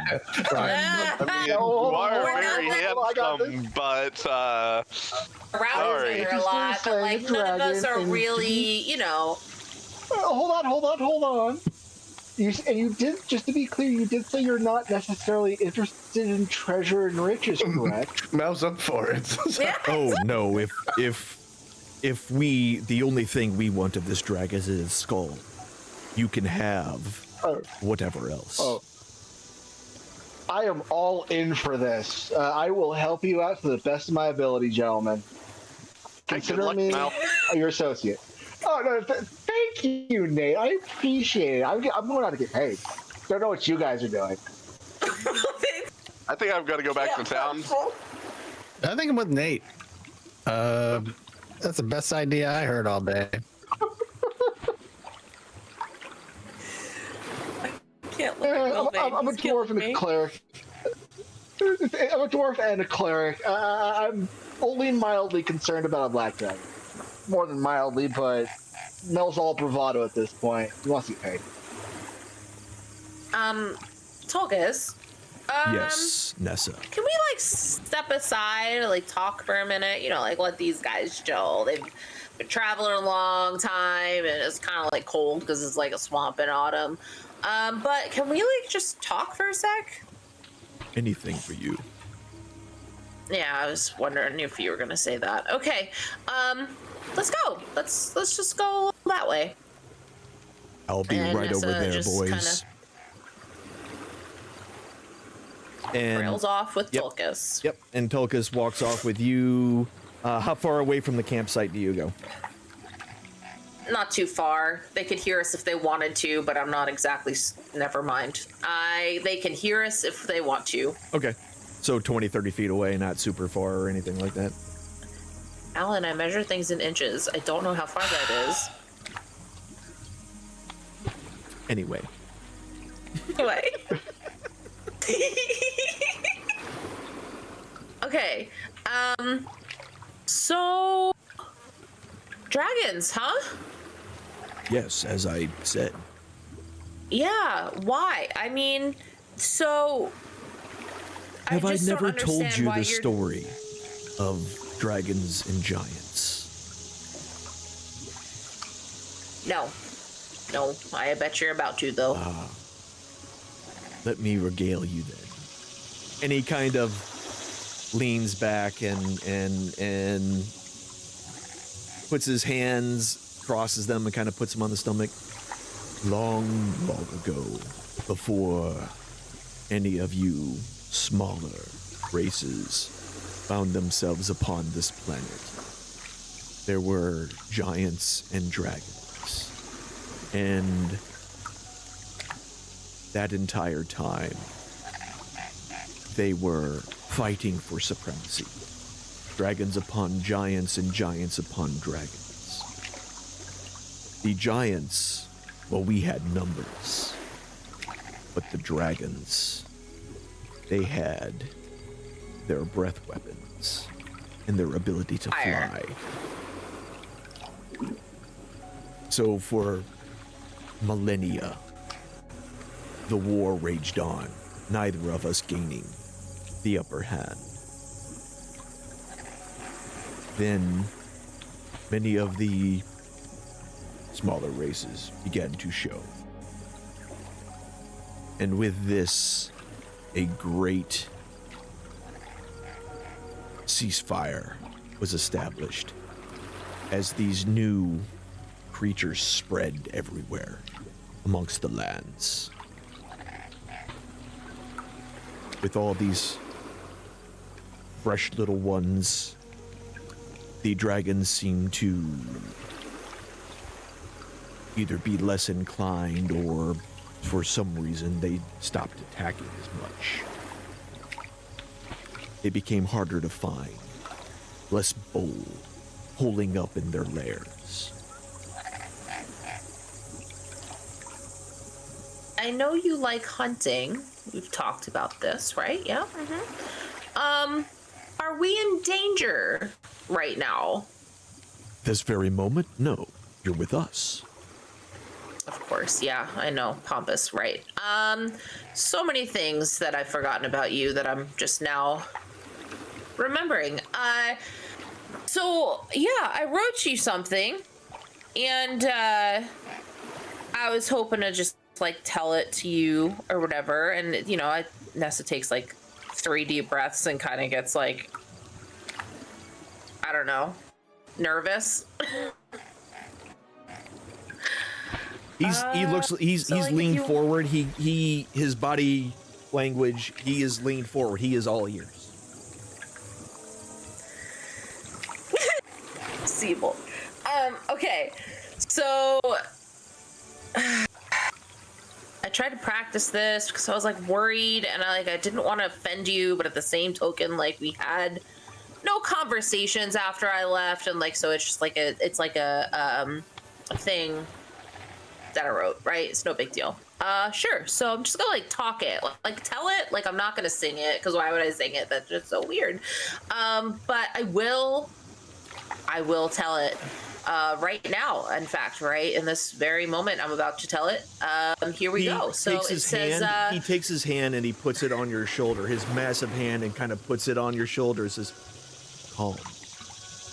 Tell me what you want to say." And I do one of these. Oh, great. Can't tell you how great it is to have your support. Okay.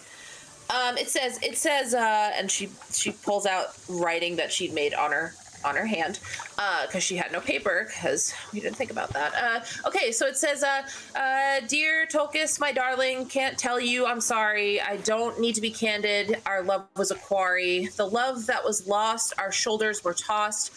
I left you alone, and now at what cost? What is it? I can't read that writing. So deep within my soul, you filled up my bowl, overfloweth it went, and that drowning I know. My giant, my love, too much did you hover. My heart felt so sad, you fell for no other. The giant in you is the downfall I choose. You weren't the one. Now stop this chaos. You lose. The fire in my heart melts the frost you have left. You tore us apart, and now stop this mess. And she kind of like, again, does one of these. I don't quite understand. You do know that I did not come here for you, correct? I had no idea you were in these parts. Right. But I did. I knew you were here, right? I guess I followed you. I see how that's problematic. Yeah. But never mind that. Never mind that. Let us just enjoy an evening by the fire with my brothers and your friends. Tomorrow we will make our way to this location. We will take out this dragon. You and your friends can share the spoils of the chest, and my brothers and I will take the skull from this vile creature, and we will move on and look for another prey.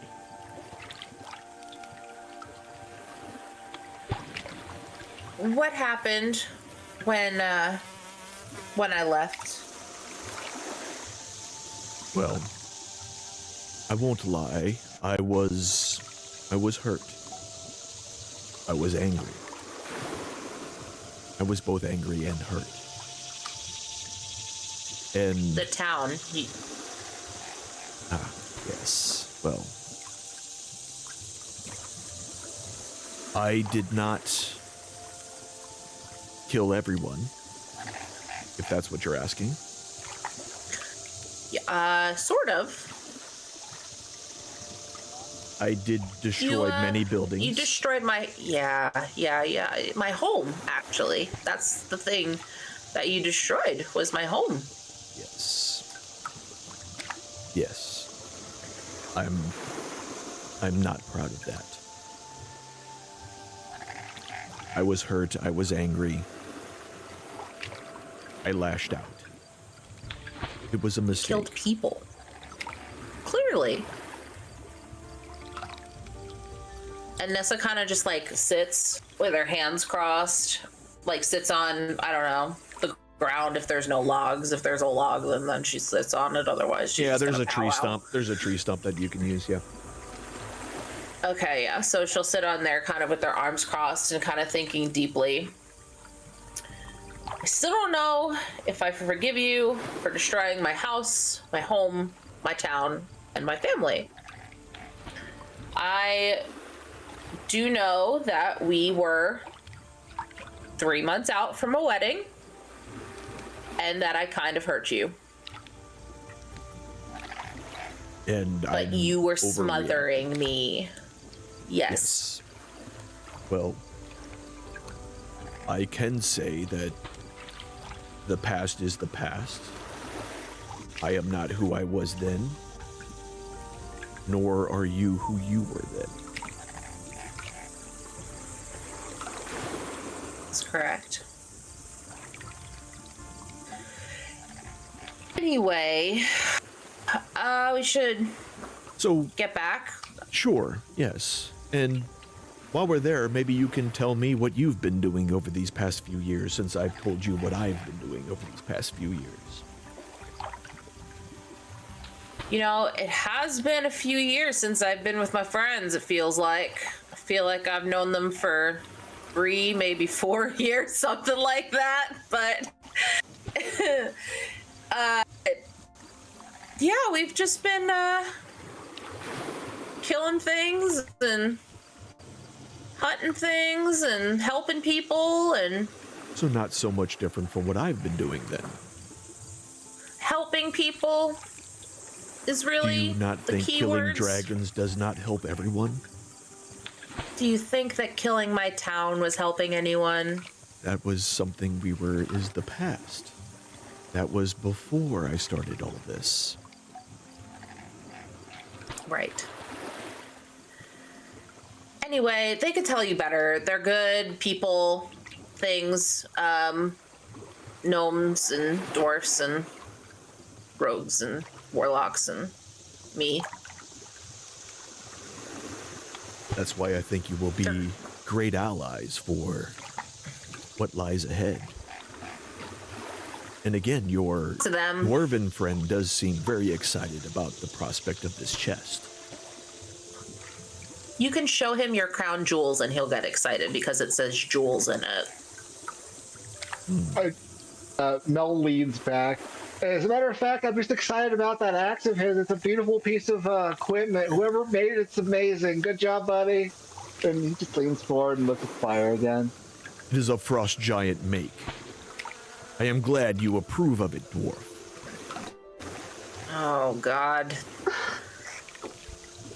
Anyway. Nice axe, bro. Yeah,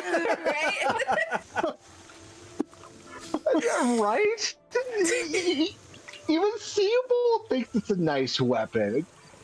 What, you guys think that I don't like a well-made weapon? I mean, we don't know these creatures. I'm just trying to put the best foot forward. Nessa starts stuttering around and just blurts out of nowhere, I have a wife! Oh, I have a wife. you've married. Yep.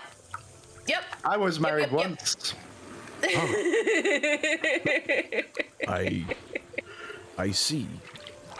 That is news that I was also not expecting. Yeah. I see. Yeah, I don't know why I said that. Well, I guess, how long ago? Like 2 weeks. Feels like months, but it could be, I don't know time. I see. So the end of the summer. So the end of very the summer, recently, basically.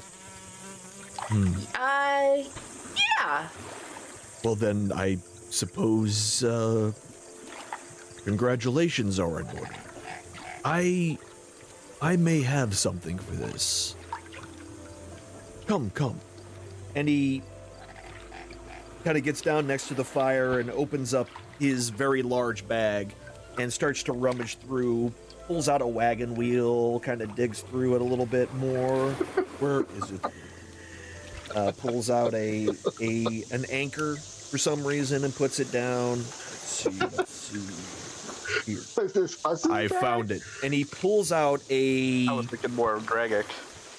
He pulls out a flask, a very large-looking flask that has been sealed. It was wrapped in what looks to be a sheepskin that he unwraps, and it looks that whatever this bottle is has been wax sealed, and looks to be of some sort of alcoholic beverage. He pulls that out, and then he also goes through and starts to dig through brothers' cups, if you will. And they also start to rummage through their bags.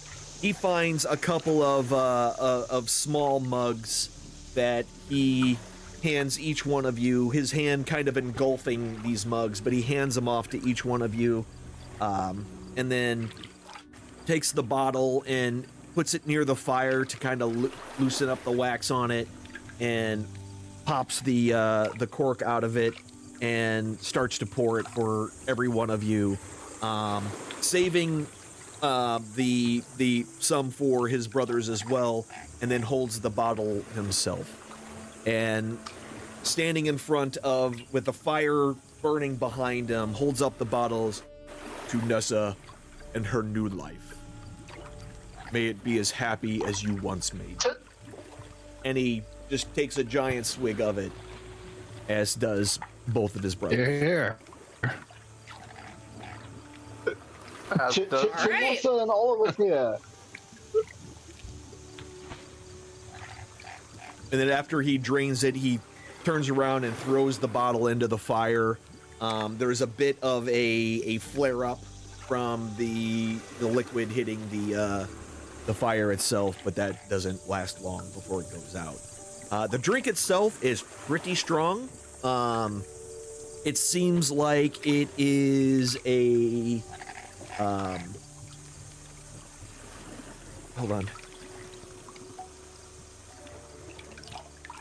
on. Like a very strong cognac. Very you can have, it's got very strong tannin flavors, very it has some bitterness to it, but with a smooth, somewhat sweet aftertaste. Whatever it was, because there was no label still seen on the bottle, whatever it was, it tasted expensive. Like $100 bottle, huh? I was just gonna say it's about a platinum for a bottle.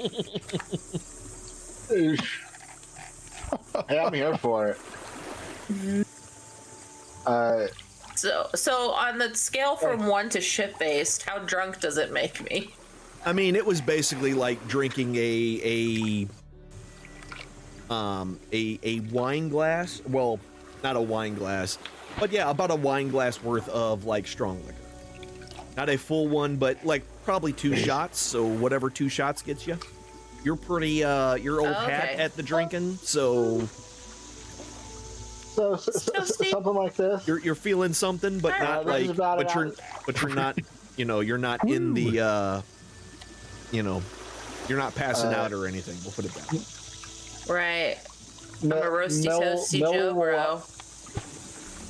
Mel will pull out the half barrel of brandy that he carries around with him.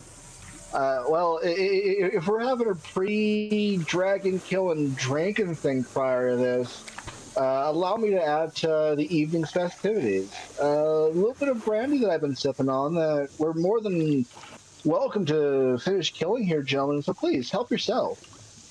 Ain't nothing too they fancy, take that as an opportunity, and they grab that barrel and they pour themselves 2 large, giant-sized cups worth of pure brandy. And when they do that, I also go for the brandy because I need it more than they do. All right. Yep. How big was the barrel of brandy? I need to refigure that out. Nate not drinking? It's. No, I'm drinking. I'm just going to let you know there is not going to be a barrel of brandy by the end of the night. Yep. Perfect. It's gone. This is a 2-part thing. First, I want my inventory 3. I need to make sure that Nate doesn't have a thing of brandy to drink off. So you're not going to let him have any? Okay. Well, no, he can have some tonight. Okay. But he can't get any more, is what you're saying. Exactly. They're trying to keep you sober. Back from the fire a little bit. Okay. Basically, I'm trying to keep him sober, but also war buddies. Derp. I want to get paid. So as buttering him up. As the night goes on, you are regaled with some stories of the brothers as they talk about the desert dragon, the blue dragon that they had taken out together. The one, they made plenty of jokes about how they called it their 4th brother, as they carried around the skull until the flesh finally rot off the skull, or rot off that skull. They show you some necklaces that they had made of that blue dragon's teeth. Each of the 2 older brother, or the larger brothers, I won't say older, but the 2 larger brothers, each have dragon teeth necklaces. One made from the top jaw, the other one made from the bottom jaw of that blue dragon. They had also taken out a white dragon, which was their first dragon, and they each have 1 horn attached to their helmets from that dragon. And Nessa, who's now incredibly faced, I like your horn. I like your horn. Want me to toot it? Toot your horn! And he takes it off his head and puts it in his mouth and goes, and he just makes the noise. And both of his brothers just fall out laughing. They're just having a good old time. They're enjoying themselves. Can I detect magic while all this is going on? Absolutely. What do you got? You have in Tulkus's bag. You see a 1 second here. Yeah, in Tulkus's bag there is a definite magical glow coming through it. It is a strong illusion coming from it. In one of the other brothers' bags, you are getting a heavy conjuration emanating from one of the brothers.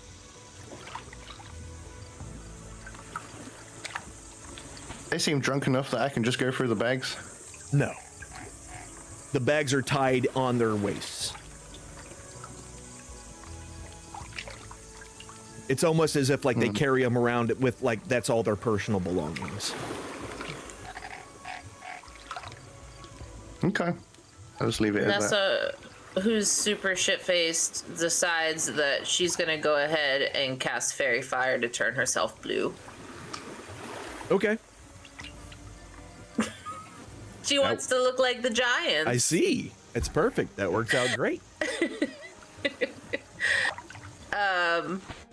And by doing so, she just starts laughing and laughing, and then she just starts crying. Like a good drunk bitch. just laughed until you cried, right? Yeah, Okay. just, oh my god, I'm so sorry. I'm the worst. Wilvain, this is how it works. You wanted to know how it works? This is how it works, okay? Listen. How? He's a little small for his size, but that's bigger than what you think. Okay? What makes you think I think? It's... You always it's ask like the me, size all of of you, Wilvain. right? It's like, how does that work, right? And like people ask us that all the time. They're like, how does that work? How does that work? And like, quite honestly, it works, and it's great. And he was great, and I gotta say, like, you guys are my friends, right? Like, I love you guys, and I'm so happy that we're just gonna be like, you know, killing dragons. Like, that's so much fun, right? Like, I just don't want to go to the dragons. And she starts crying again. Don't worry, we're old hats at this. You'll be fine. The important thing is taking them by and make surprise. himself glow blue. Yes, Nessa, we're friends. I would have always considered us friends. And I'm happy to have made your acquaintance, and I'm glad we're here in the now, and I'm glad that things seem to be resolving. As important in all of our lives. Listen how great Mel is. He let us walk on water. He's like the Jesus of our time. We just friggin' walked on water. Who is this Jesus? I don't know. I'm not sure. I'm not sure either, but I heard it in books. I think she's talking about Moradin. The deity that I worship, Moradin. That sounds Nessa, nothing like Moradin. Jesus. I don't even know who this Jesus fella is, but I mean... I think she meant like, geez, us. We did that. Like, geez. Yeah, that. See? that see, makes he's perfect the only sense. one that gets me. Right. Makes perfect Theobald's sense. my buddy. He gets me. We're right? friends, yes. We're so friends, and I love you guys so much. And I'm afraid of dragons. Don't tell anyone, but They'll probably afraid. they'll probably be fine. Can we pet the dragons? I would not advise that. They both, all three of the brothers, all look at you at the same time, and and one of the older one goes, "I would not recommend it." At least not while they're alive. That one said. And they all, the one that answered you looks kind of concerned. Perhaps maybe we should call it an evening. I think the libations have perhaps been too much for some of you. I know what you're trying to say. You're saying that Nate's too drunk. No higher than usual. My libido? What do you know about my libido? What are you talking about your libido? Plenty at this Listen, point. What did you just say? unfortunately. Hold on. I didn't understand a word of anything that just came out of your mouth. Like, what was that? About your libido? Good job. A mosquito? So, like, listen, I could totally go for a taquito right now. Taquito. my libido is my business. You don't need to just talk about my libido. You know what? Screw you. Okay? Because, like, my libido is great. Okay? I fucked this guy for like 3 hours once. Okay? And it was like, whatever. That's like the shortest we've ever gone, right? So, like, you don't know about my life. You don't know who I am. Look at the time. This is quite possibly the most awkward conversation I've ever taken part in, and I have taken part in many awkward conversations. I shall go to sleep. Have the night you deserve. Just to see where these two up. Good night, So dude. are we sleeping on like a hut? Where do we go to sleep? Little vein tiny huts. Okay. Yeah, Warm. I'm gonna stay by. Go ahead. I was gonna say they have basically kind of created in the similar fashion around the previous bonfire that you all found, where they kind of hollowed out an area of vegetation and they kind of bed themselves on top of that. The three brothers. Cold doesn't bother them at all, so it doesn't matter to them. They're just laying out in the elements. Cold doesn't bother them anyway. That's right. that's correct. Doesn't work. How does it work? Oh no. Nobody really Nessa knows. does the unthinkable and crawls next to Tulkas and falls asleep. Okay.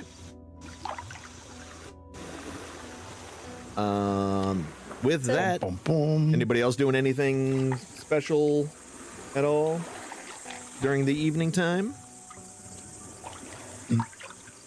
I'm gonna try and scrub my eyeballs. Nope. Okay. All right. Only your eyeballs. And my ears. I'm gonna try and clean. I'll cast mending. Prestidigitation. Prestidigitation.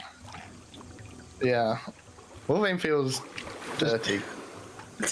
Even after getting all the mud off of Just you, right? before Nate goes, Yeah. Unclean.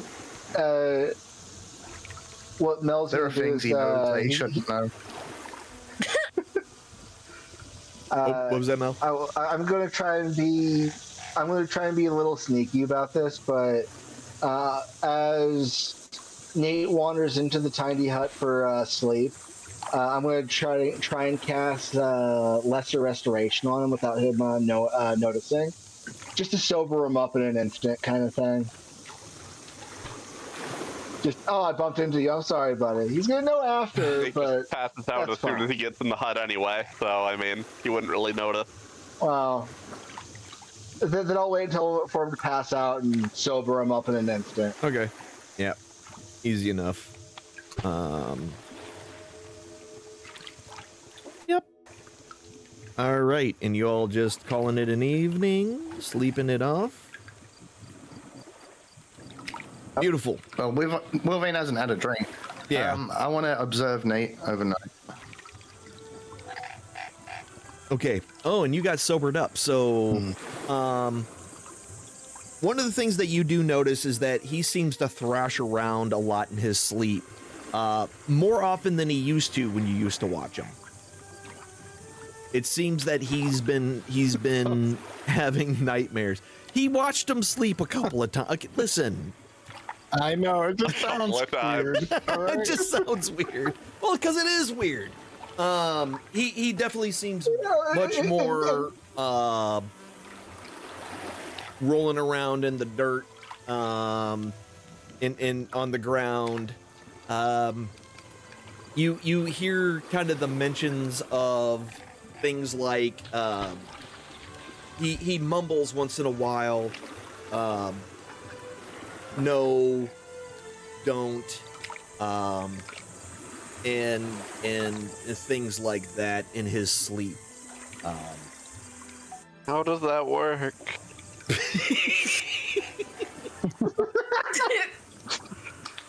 And then the occasional "how does that work?"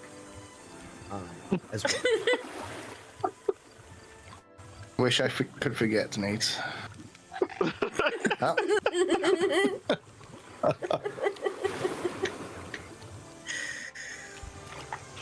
Well played. Good job. High five. Wilvin's having a crisis over there. It happens. Well, he's trying to concentrate on how he contacts Dendar, but then he's also thinking about how does that work? And Yeah.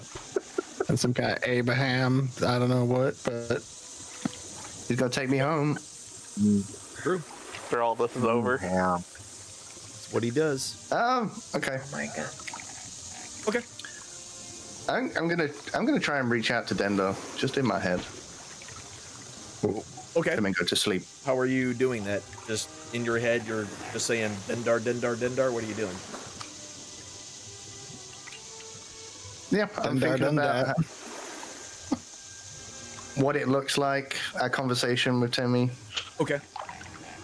any remaining connection we still have that I can. So that the Try and bright force yellow him. eyes, the fangs, or serpentine body, face. Okay.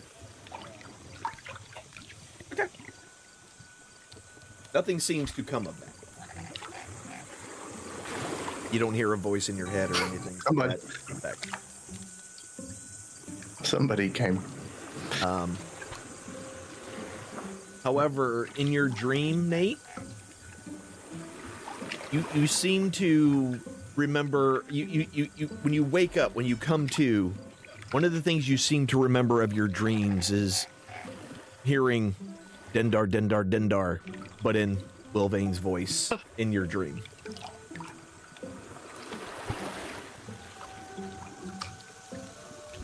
So the next morning comes. Dendar, Dendar, Dendar. Is that what you say when you wake up? Yep. Okay, perfect. So the next morning you all awaken and you make your way with your, getting your stuff together and all that, prepping whatever you think you need for the day. At this point, I would give any of you the opportunity to perhaps think about what you're up against and plan accordingly. Hint, hint, nudge, nudge. So Yeah, there's that. Can we get the law dump on black dragons? Yeah, I mean, so it's fairly common knowledge of the following things. Black dragons use acid, and they are immune to tripping. acid. So they're hippies. Oh, that, okay. Not that kind of acid. Thank you The for more saying like that rotting, aloud. I almost fucked up. the more like rotting your skin off your bones type of acid.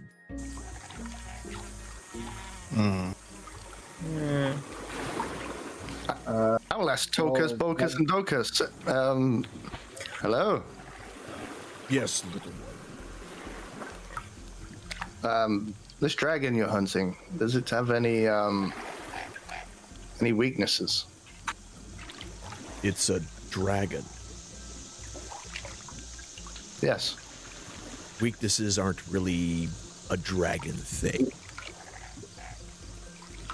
Don't use acid on it. It will be.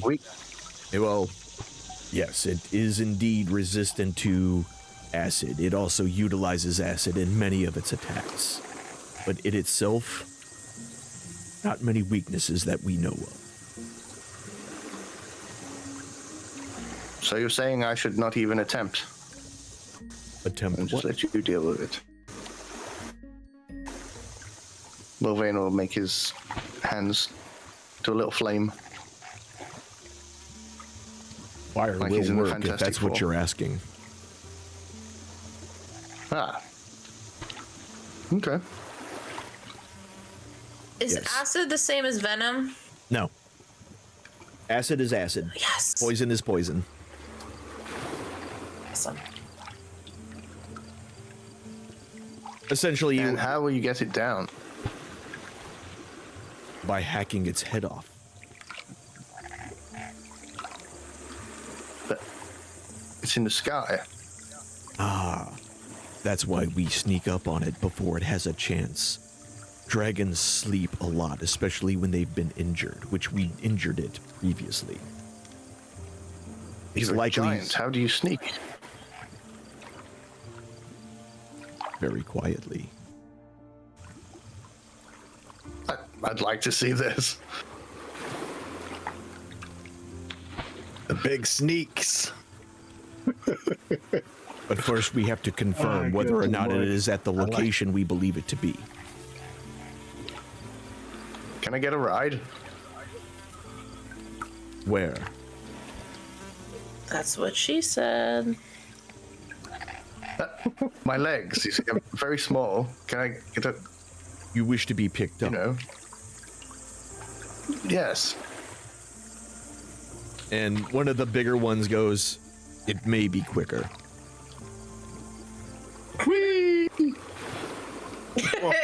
He does. He reaches down and puts his extremely large palm out, and invites you to step up on it. Of course. This is the best day ever. He puts you up on his shoulder, I'm a and giant. kind of nestles you down in the fur that smells like sweat. hair? No, not his chest hair. He just nestles him in his right between, right in his bosom. It just puts him right there in the middle, like putting a $5 bill in the bra, you know, that kind of thing, right in the middle. He just puts you right there, nestles you in. He pets you. Is that comfy? No. Is it Bocus or Docus? You're not sure. Thank you, Anders. On a distracted note, Just mumble the above first part and you'll get it. above the table. Thank you, Ulcus. saying, you know what? I know the answer. Just to that. Ulcus, Never yeah, they'll. It's gonna be one of them. Just all of them, Ulcus. All of them are just Ulcus. What Ulcus is rules. what is Tolkis doing? Is He's- he with everybody? Or? Yeah, he's everybody. He's getting his stuff together and all that. Getting his weapon, checking that his armor is all buckled in and ready to go. But nice and- knowing you all. Just, And it's been dur- great. During the bustle, he does kind of he does walk over to you and goes, I couldn't help but notice that you were next to me this morning. Yeah, I couldn't help but notice either. So yeah, let's go kill a dragon. Yes. And he smiles real big. Let's. All right. So with that, you all get your stuff together, and you begin to make your way through the swamp. You all might be able to move a little faster than these guys because again, they're having to kind of trudge through But for the most part, they just power through everything. They get stuck, they just power through it. They, you know, grab a hold of full trees and use them as walking sticks to kind of give them more leverage to get moving and things like that. They are very, very, very strong. And that's very easy to see as they kind of push through. After a little bit of time, you finally come upon a structure. Now, looking at the structure from where you are, it looks to have been made out of some carved stone blocks. And it, at some point in its past, was probably very ornate. There are pillars around the outside of it. Most of it right now, though, is completely overgrown with weeds and vines and things like that. And as you're looking at it, on the right-hand side of it is kind of dangerously tilting towards the swamp itself, and that corner of the building has seemed to have kind of collapsed into the swamp, into the marsh itself, leaving a large gaping hole in the side. In addition, there was a domed roof on it in one part of it, and there is an extremely large hole in the top of it.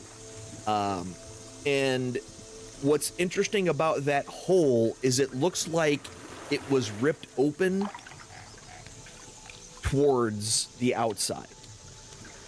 So all the plants and things that were growing over top of it are all ripped out and pulled away from it, as if something ripped it open from the outside.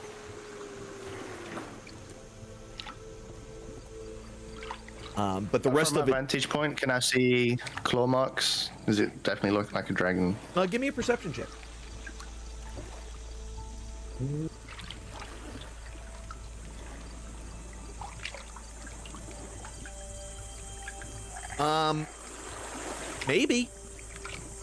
Maybe.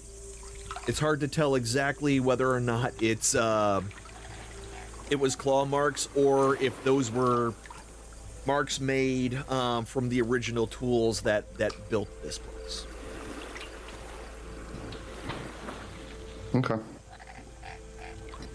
But there are definitely, like, you can see lines in it. Oh god, I hope this spell list works. Focus, did you do this? What do you mean? Hole.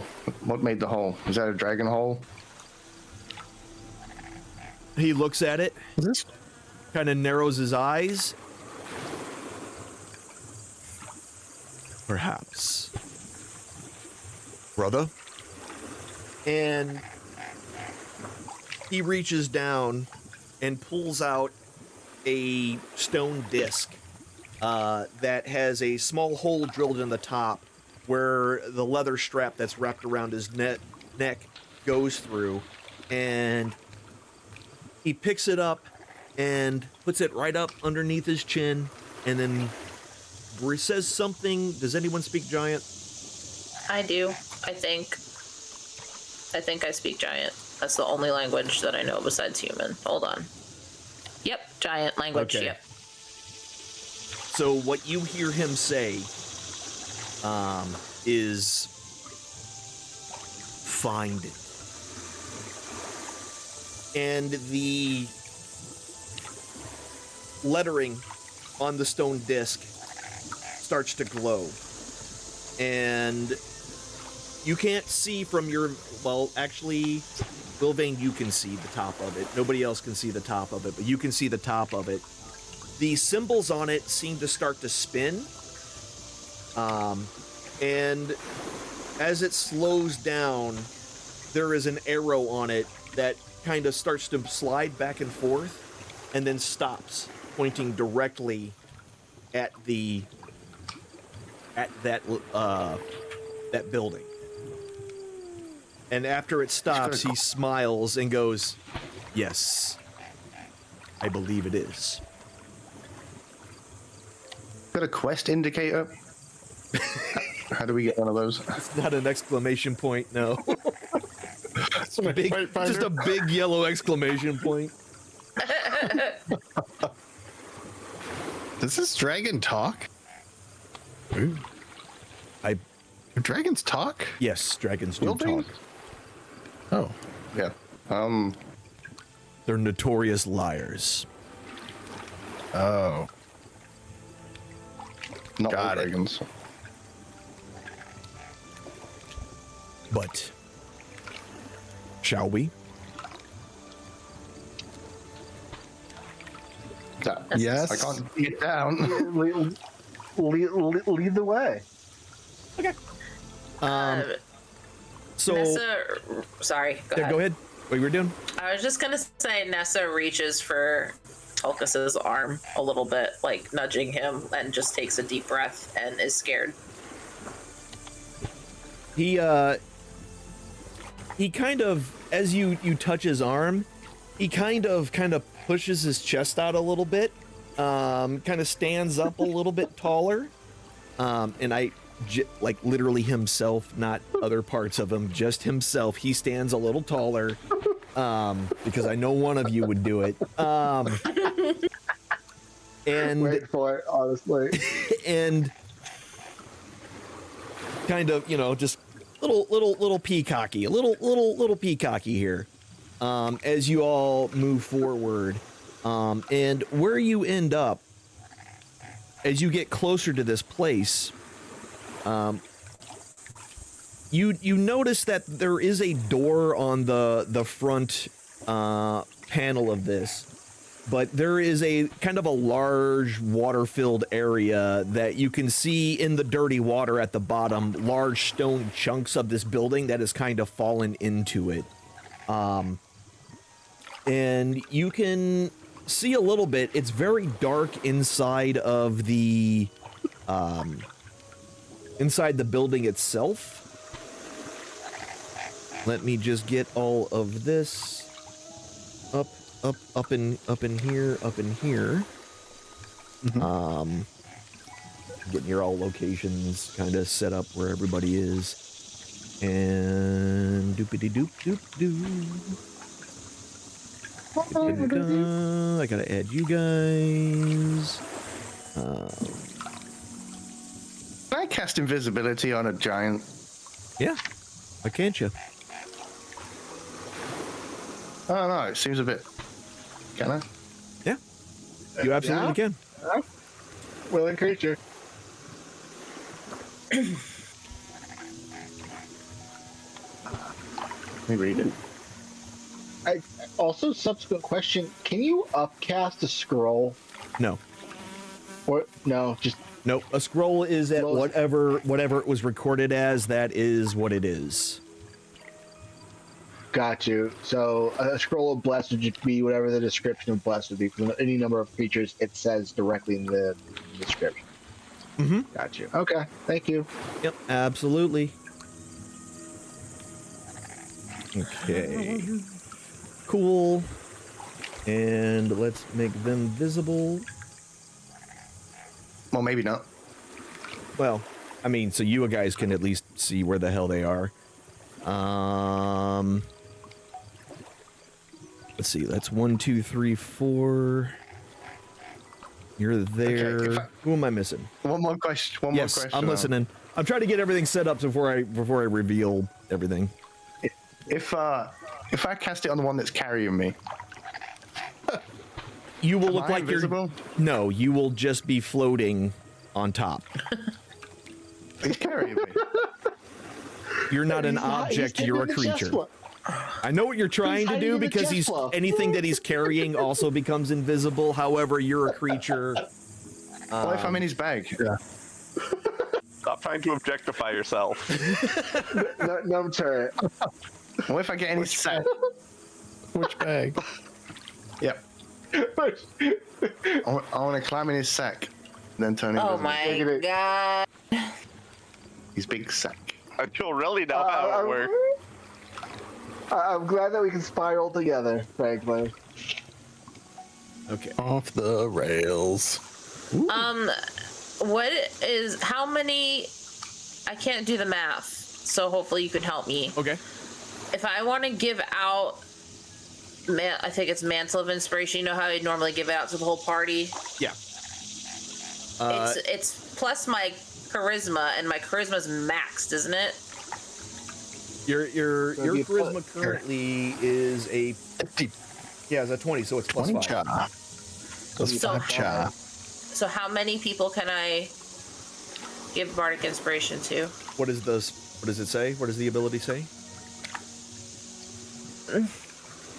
One of your bardic when you do choose the number of creatures you can see and that can see within 60 feet of you, up to number equal to your charisma modifier, minimum of 1. Yep. So 5. A total of 5 people. Fuck. Okay. So I would just give inspiration to my party. Okay. And myself. So that's their 8 bonus, or their 8. Yeah, because it's a 5th level. It's increasing to 8, so 8 temporary hit points. 8 temporary hit points for everybody. Wait, that's a 5th level spell? Just no, it's not a spell. It's her bardic thing that she has. But now that she's at the level she's at right now, it gives you 8 hit points. Oh. 8 temporary hit points. 8 temps. I just heard spell. Y'all can just add it right now, and that's going to be the easiest way to do it. I can drag it on him. You can do that too, but yeah. Either way. Do you want me? Does everybody want me to drag it on him? I already put mine on. Okay. Get all tell across us. my face. I just added it. Sorry. I got it on everybody. Take your fun away. I did it. Thank you. It's easy enough. Sometimes, Mantle of Inspiration, temporary hit points for everybody. You all have 8. Good preparation is the key. Did he put me down? No, not yet. He has not put you down yet. Are you going to turn him invisible, or do you want to get down, little one? Do you want to be invisible, giant one? That would be preferable, I believe. Well, would you like to warn your friends before I cast a spell on you and you disappear? Yes, brothers, be not afraid, for I will still be here, even if you will not be able to see me. You may want to put me down first. Is he giving a death speech? All right. Yeah, and as you all are standing there, a couple of you, actually, where you are, not Seabold, sorry. No, yeah. Seabold, actually, Seabold can see it, Nate can see it, and Mel can all see. There looks to be some very large turtles sunbathing, and also Wilvane, you can see them as well. There looks to be a couple of very large turtles that seem to be sunbathing on the rocks of this building by that large opening in the front. You can also see inside where the light is. It's really dark in there. The shadows are all over the place, but you can see where the light is being let in from the ceiling, where it's kind of giving you a little bit of a view of inside that place. Most of you can see vegetation and whatnot pushing through the stone floor.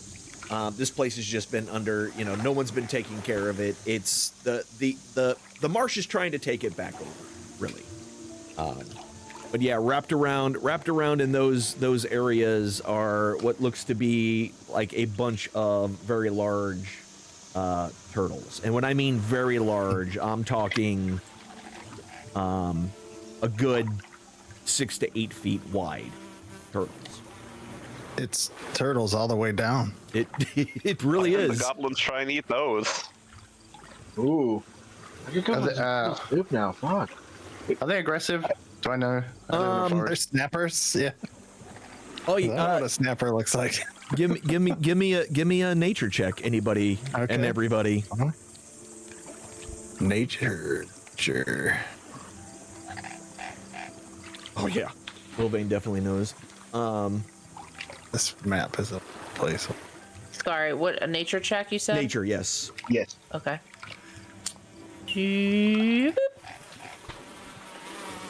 Okay. Nessa has no freaking clue. Seabold and Wilvane. Both of you look at these things and you instantly know that these are just humongous snapping turtles. They have the same sharp zigzag pattern on the back of their shell. The one that you can see that looks to be in the water has its head back with its mouth completely open, just sitting there at the bottom of the water. And you can see about 4 of them. Mind the turtles, they'll snap your head off. Or your foot, or whatever you put in front of them. Like what? Your other foot. Eye. Or hand. Lips. Actually, let me, since you identified them, let me identify them.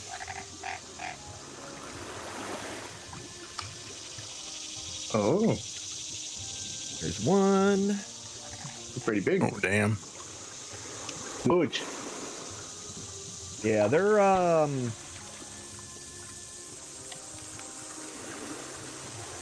you can see this one under the water. And you can see this one on... Yeah, so you can see those 4 kind of around that water area. Again, the 2 that are on the stones look to just be kind of sunbathing on the stones themselves. There's that one that you see in that other corner over there. And, yeah. There looks to be 4 of them. I'll explain to Ocus that if I make him in... Ocus! Hello? Yes. Down here. Yes, little one. Can you hear me? Yes, little one. Do I have to shout? No, little one. Oh. Okay. I'm not little. I'm quite big for a gnome. Anyway. Suddenly, from somewhere, that sounds like it's inside that building, you hear a...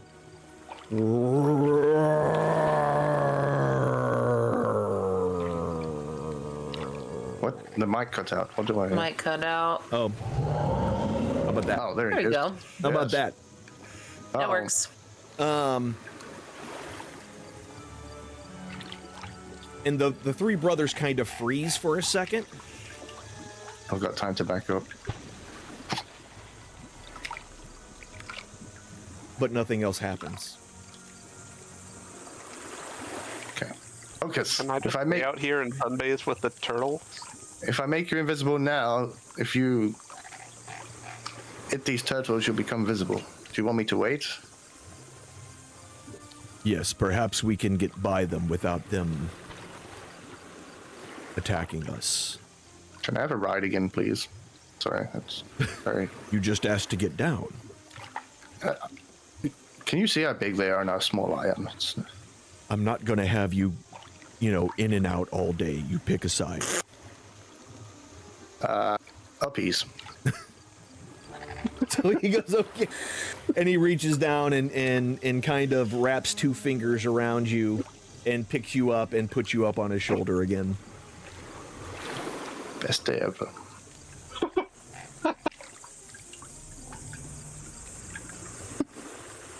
I love it. So, shall we get this shindig started then? So what are you all planning on doing? Walk up to the other one and ask if he can give me uppies too. We're not going to be making a habit of this. No. The little one is the little one. The rest of you can walk. So, I think the final question is... Walk back to where I was in Seoul. Okay. Do you want to you big just want to lead, or do you want me to lead? I believe here we may wish to. We want to make sure that we don't bother what's ever in there, which I think we all know what that is. So, I believe that perhaps maybe if one of you can go up through the door. And there is a stone door that you all can see directly. It's a little difficult for you all to make out. Oh, I see it. Yeah, it's right there. You're just gonna go right across that water? I'm gonna gently go across that water, trying to be cautious about. Like, I'll watch my steps, go gently, feel it out with my feet, kind of thing. Okay. But I just want to play path, give it some words. Okay, cool. How deep is that water? Yeah. What I need you to do is give me an athletics check. Oh, with disadvantage because you're armor. That was an 18. Disadvantage. So just go ahead and do it. Just roll it again. Oh, you already. Whoa! Okay. Wow. He flew. He actually just flew. All right. 2 20s on a disadvantage. The man who hates water.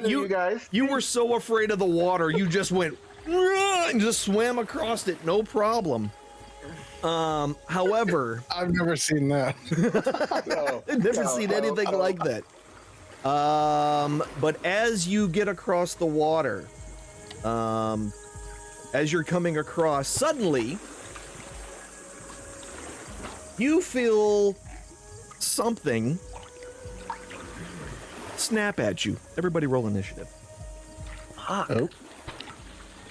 Well, we all knew this was gonna happen. It's just somebody had to do it. That's why I rolled initiative as soon as you said you were going through the water. Smart man. Very smart man. Do I? Oh, I have advantage on them. Yep. Yeah, you have advantage. That is correct. That is correct. Neat. This is number 4. This is number. All right. Yeah. So snapping turtle number 4 is faster than everybody right now, so he goes to the top of the leaderboard. Damn, Seabold, 23. Yeah, I guess. Damn, son. Okay, so this one, the one that was under the water there that you didn't see, that none of you saw, is going to take a bite out of you. And oops, put you here. There he is. Now he's ready to go. Let's get this going. Combat scene. Well, we'll say that I made it to that point. Or oh yeah, I mean you're gonna be in the water when it attacks you. So I don't know where you want me in this particular yeah, you know, case. you're fine where you are. Don't worry about it. He is going to. Okay. And you didn't know he was there, so that's gonna be with advantage. He can't be surprised though because of Seabold, right? Yeah, he can't be surprised, but this is an invisible attacker essentially, so he's gonna have advantage on the attack. What an so asshole. still misses. You're able to, and he will get you when you're. Oops. Let me put you where you are. You came across here. This is where the bite happened. Boom. Make sure everybody's in a square. Everybody's in a square. Good. Perfect. That is where you will start your turn. That is the end of that turn.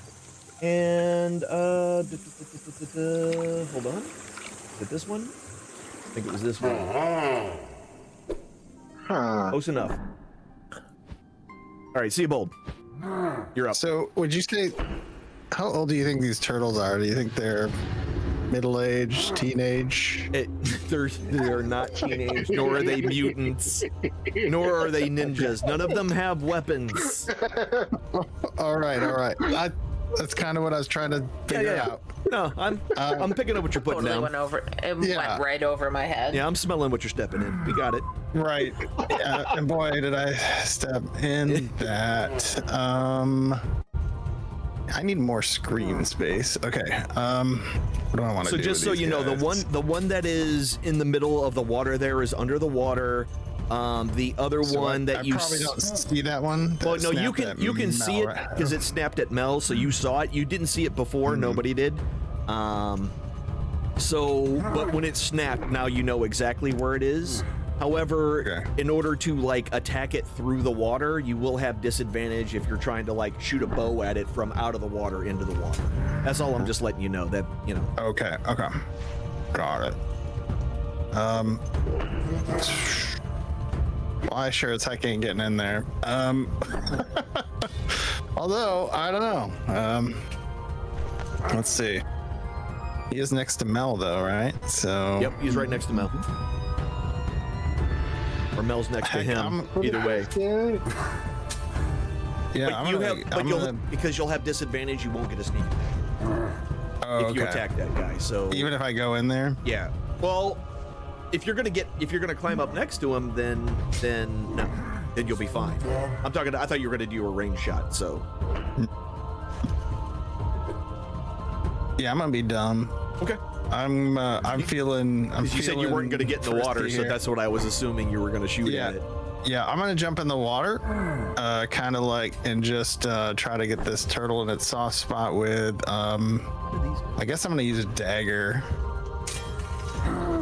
Okay. Try to dagger the side of this the turtle. So I'm gonna go like, I don't know, wherever. You're gonna jump in the water. Like, yeah, I'm gonna get in there. All right. Sploosh. Go ahead. And we're gonna try. Man, I need more screen. Hold on. This map's so big. Let's squish this down. All right, cool. I'm gonna take this dagger. We're gonna try to attack this turtle. That's probably not gonna That's do a 12. nothing. That is a miss. You're unable to penetrate Okay. its heavy And, shell.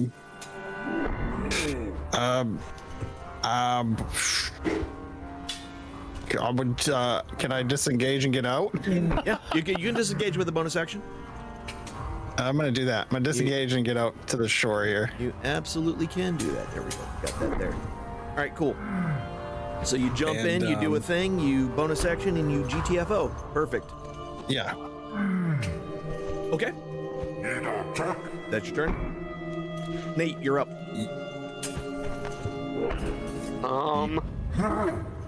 Well, I don't like being so close to the edge of the water. So I'm gonna, Back up take one. a step back. Yep.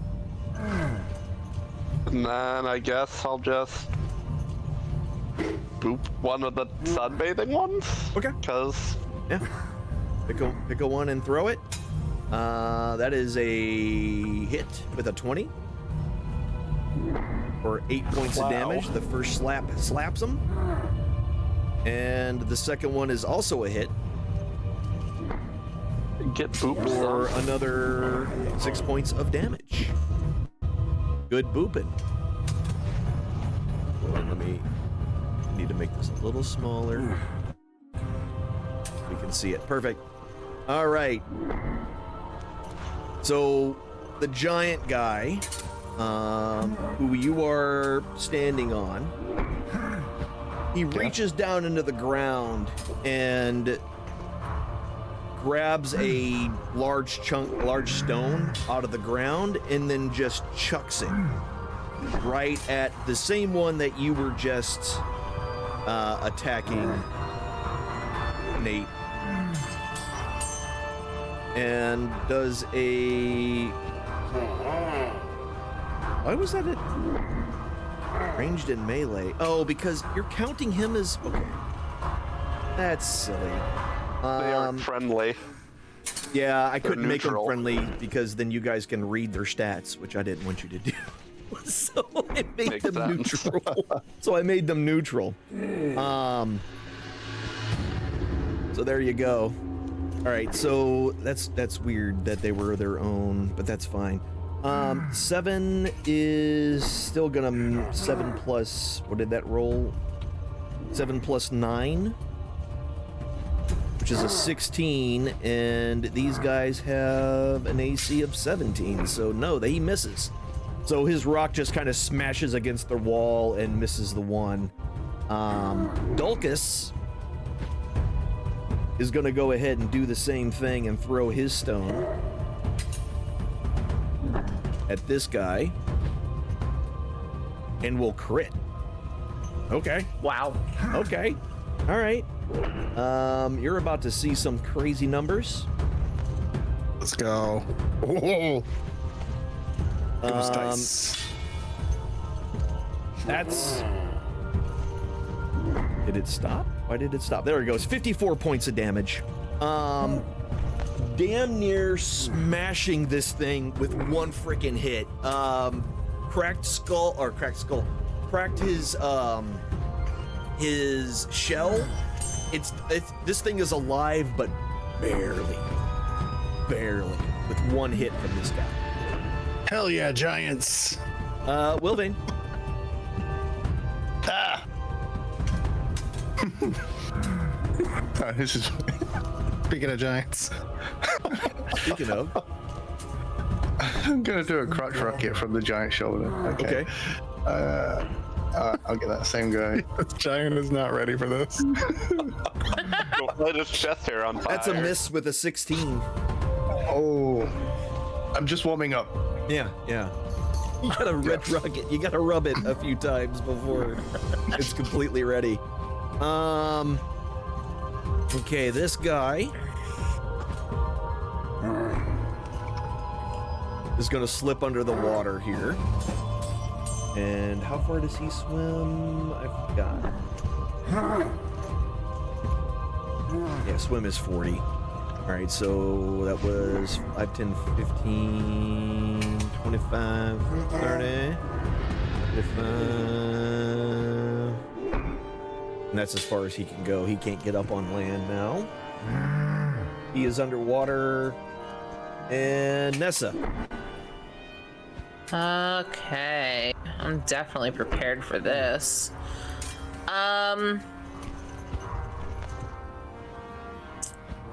I mean, are they like immune to arrows? I guess not if a rock can get through them. Yeah, they're Okay, so that's what we're they're gonna not do. immune. They're just well armored. Okay. So it's in the water, and I use a bolt of lightning. Does lightning hit water and hurt them more? You know what?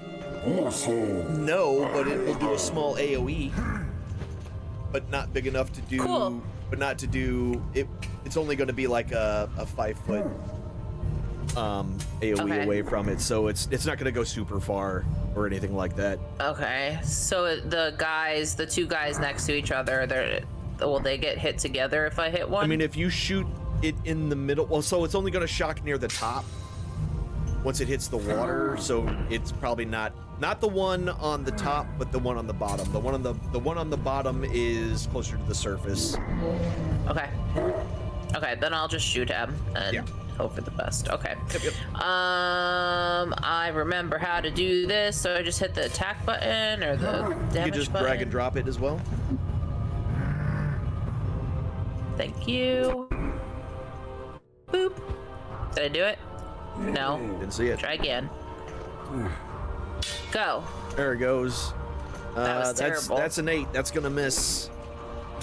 Sure is. Yep. I can't back up any further because the map doesn't go any further, I so know. I don't really know I what got you. to do. You're fine. You're fine. I can keep track of that.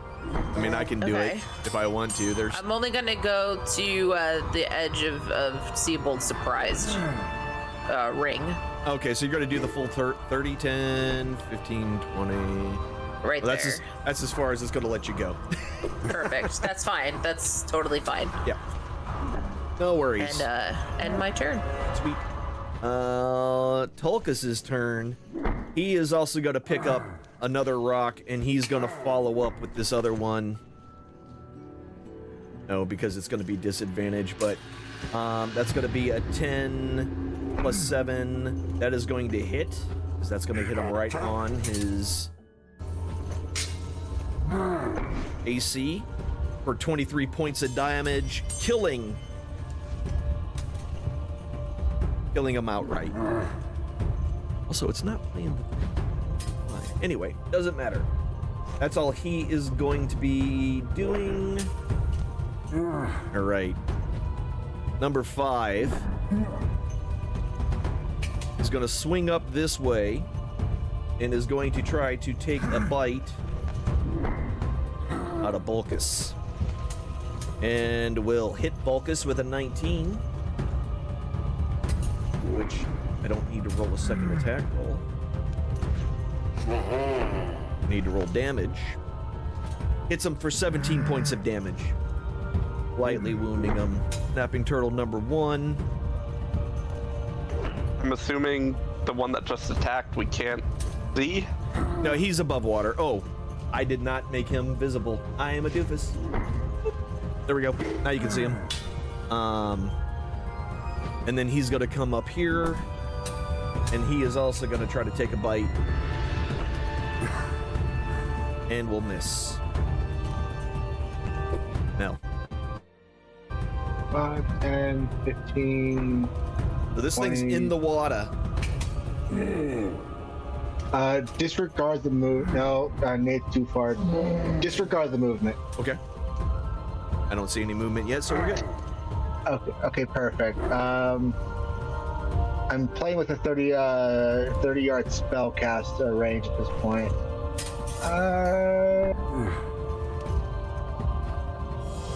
And I can't travel through a creature at this point. Yes. No, you cannot.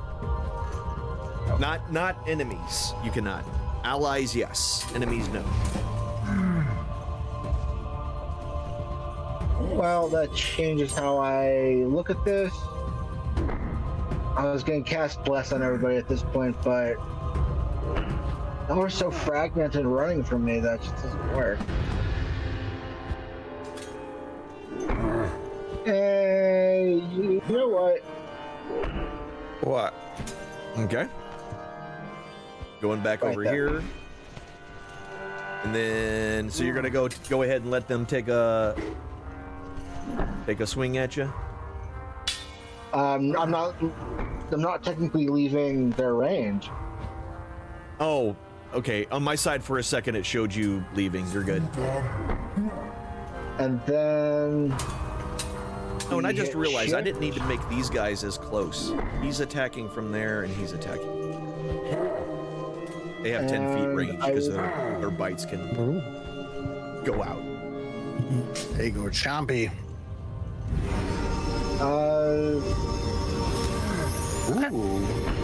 I can only see 4 turtles, is that correct? You should see 5. Did I not make There's one no visible? I missed one. There he is. There he okay. is. I missed one. You were talking like they were 5. I'm like, where's this? That's my bad. I forgot to make them visible. Who are you? Are you blessing people right now? Yeah, I cast Bless on Seeable, 3 people. Nate. Okay. Those 3? Yourself and those 2. Yeah, Gotcha. those 3. They'll take my other 5 points of action or movement and call that a move. Sweet. All right. And this one. Let's see. He's going to go 5, 10, 15. Swimming at this point. He's not quite in the... That's 15 there. And then 25, 25. Nope. He can get right there, and he can try to get a bite on Bulkus as well. He's the easiest one to reach, and because you're up on his shoulder right now, he misses with a 14. And that guy doesn't exist. He's just a placeholder. Okay, this guy is now going to try to bite you, Mel, again. One right next to you, and will miss with a 14. Zeeble. I'm jumping in again. Okay. I'm gonna do that. Okay. I want to hit. So we're gonna go swoop. Yep. There it is. Go in there. And maybe I'll try my short sword this time. Is it a sneak attack? No, it's It will right be in front this of him, time. right? It will be. Oh, sweet. So I'm gonna drop this on him if I hit. That is a 19. That will hit. Okay. And then we do sneak. Yay for bless. Wait, do I target me? Oh, do I have bless on? Yeah, you got blessed by Mel. What does that do? You get an extra 1d4 on saving throws, attack rolls, and yeah, those two things. Did that work, or do I need to be targeted, or It didn't apply it to you. So if you look at your This one? ability, yes, that There got you it. go. That added it. There it went. there we go. Okay. It's been a while. Yep. No worries. And then damage. Then damage.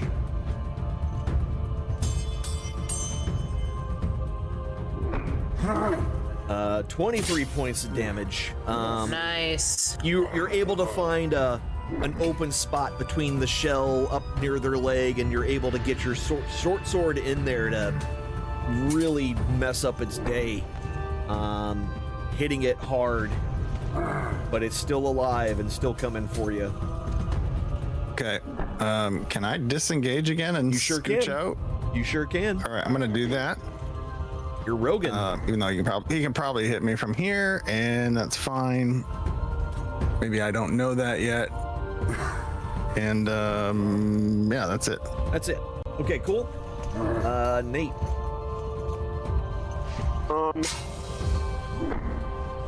Will my boops have disadvantage because they're in the water, or are No, they? so above the they're all on the surface? all but the one that's directly in front of you are at the surface now that you can hit them without disadvantage. It's only the ones that are completely underwater, and that one that's directly to the west of you is the only one that's underwater right now. All right. Then I'll just Yeah, that's an 18. That'll hit. give this dude a good old boop. That's a City. 3. And then the second one is a crit. Double boop and power, baby. Yeah, for 15 more points of damage. It's heavily wounded now. Your cat paws manhandled the crap out of that guy. And you're able to just run I'll down. whisper to Polkus, hold me. I'm scared. You're gonna make Nessa jealous. All right, Ulcus, it's his turn. He's surrounded by 3 of them. Hold on tightly, little one, and he is going to grab his great axe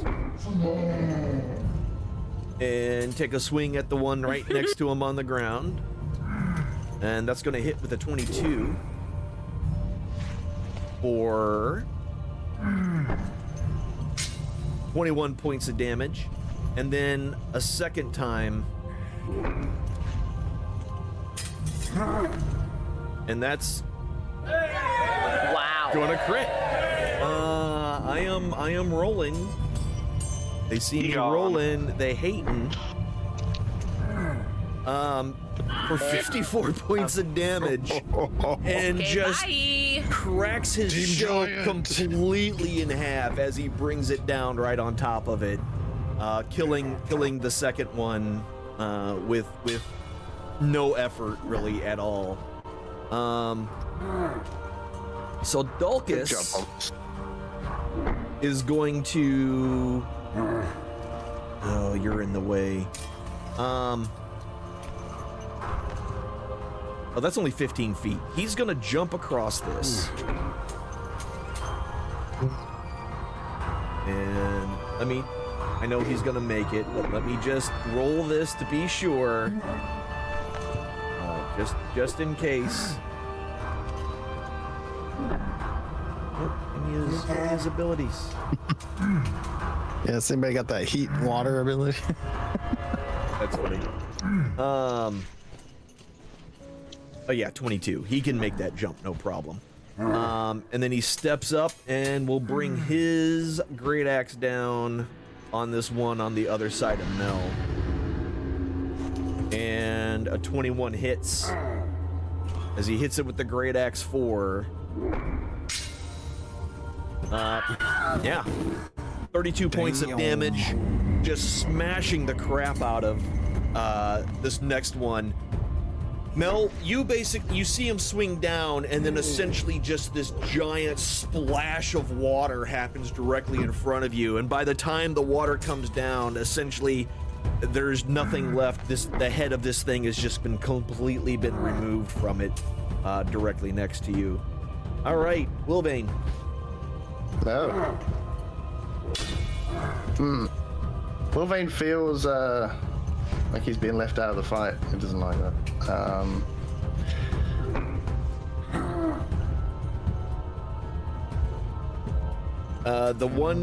Is that one? What are you doing? What are you doing? Because the one 20-foot radius. Well, yeah, the one at the bottom is underwater. Yeah. So that's why I was asking where are you putting it. If you're putting it like where it can get to him, then we're fine. I got a 20-foot radius. I can judge this. Oh yeah, okay. You're doing fireball. You're fine. Well, for some reason I was thinking something else. Oh yeah, they all three failed their save. Correct. And wow. 32 points of damage to each one of them. That's a pretty good roll. Steam, just a huge Team Little People billow of steam comes out of the water, and makes a small, puddle of turtle soup. Still not happy with it, but okay. Soup. All right, this guy's turn. So 5, 10. All right, this one is going to try to take a bite at you, Seabold. For if 21 will hit. What if I did an uncanny dodge when you do it, though? What does that do for you? Is that half your damage? That's half your damage, right? Yeah. Yeah. Go ahead and put it on you. Put it on you. Before I roll this. Okay. That's your reaction. Yep. And 17 resisted down to 8, which is completely absorbed by all your temporary hit points. So you effectively took 0 damage from that attack. Hell yeah, baby. Nessa. Uncanny. It is uncanny. I forget about uncanny dodge. I did too. I could have used it so much. That's a 25 that hits.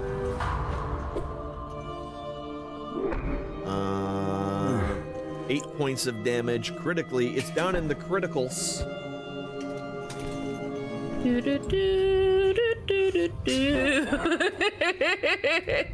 It's right there. It's good. Okay. Moving a little further away from that guy because nobody wants to be near him. That's your turn. Chompy. And that's my turn. Yes, I'm sorry. Sweet. Yes. Tulkas, who actually, where are you? Which one are you in? Are you here or are you here? You're here. That's me. Yeah, I know. That's what I was saying. You were halfway. You weren't in a square, so I was trying to figure out where the heck. Oh, sorry. I was trying to figure out where you were. That's all. Me too. He steps forward. He steps forward, and he's going to take his great axe. And kind of over top of you, takes a swing down, but misses. Oof. But he's not going to let that stop him. He's going to try again with the 26 that time, and he will hit. Yes. For 20 points of damage. Yes. And he is able to take that one out.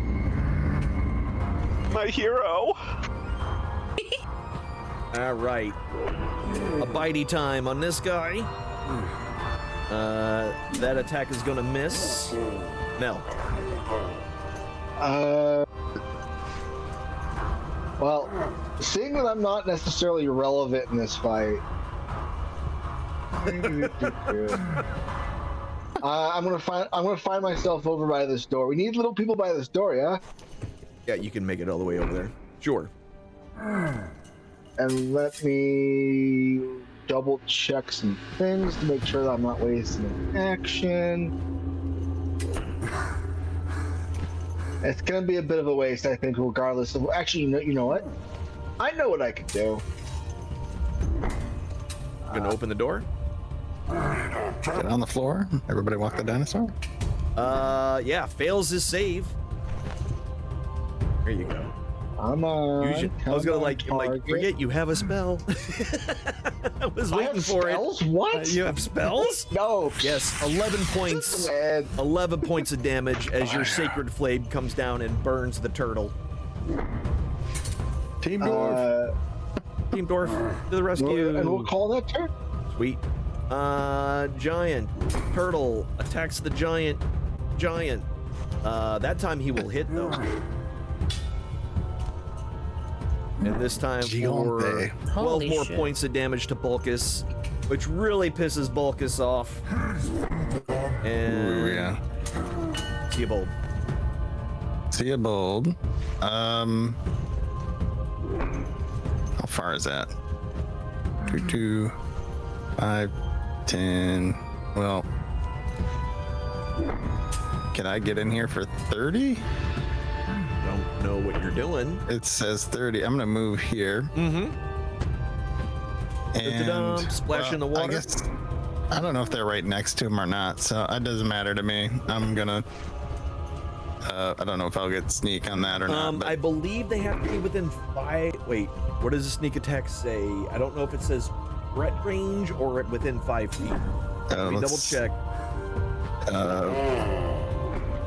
Let me double check. It's also not fully in squares either. Doesn't help things. within 5 feet of it. Oh shit! You know what? He is within 5 feet of him. Now that I put him in the square he's supposed to be in, because I just mentioned that he wasn't. Yep. They are within 5 feet of him. And I am a benevolent DM. Sneak attack. Go ahead. Attack. well, attack first. Yeah, attack first. 28 is will hit.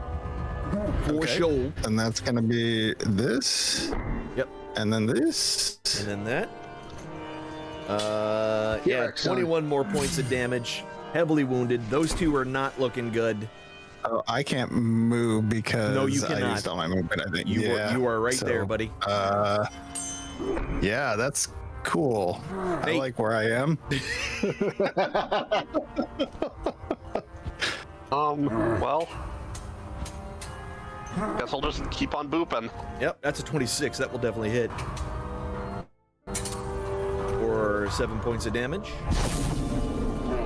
And your second one, which is a 21, which will also hit. Is that Bless giving us that 1d4? Yes. Is that right? Yes. Yep. Oh, yeah. And I gotta start using that. another 2 more, points of damage. frankly. So for a grand total of 9 points. Is that your turn? You're moving. That's You're not running in back. the water, is it? Nope. Well, close, but it's not really. It curves in it. It's partially in the water, but whatever. All right. You done? Yep. Bulkus. Bulkus! Gonna bring his axe down. Yes. And 17 will hit. Yes. Right on the money. Right on the money.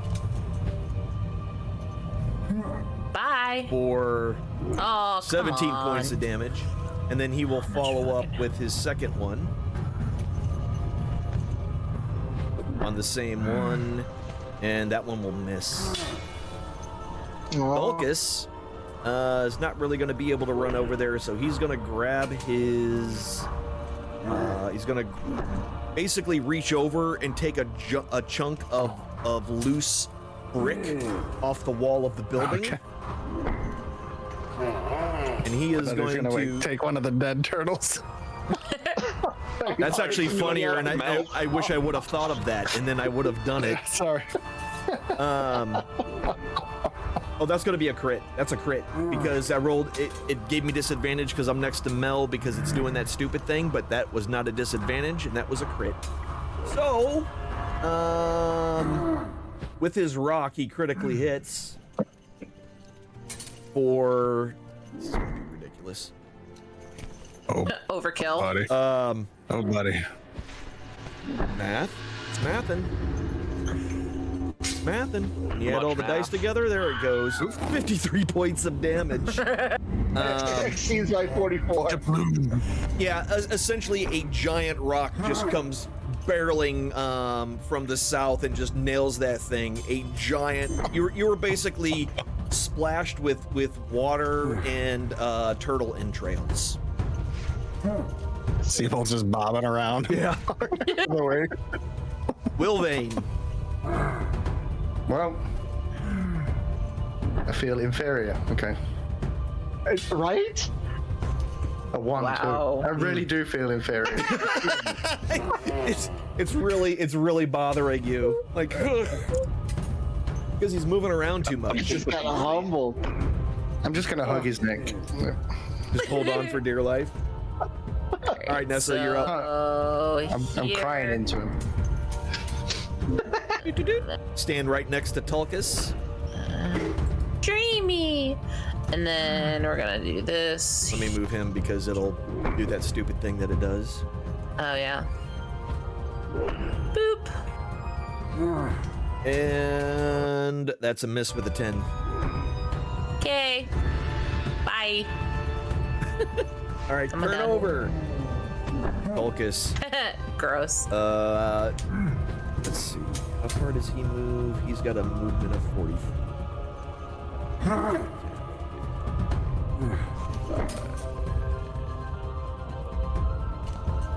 30, 35.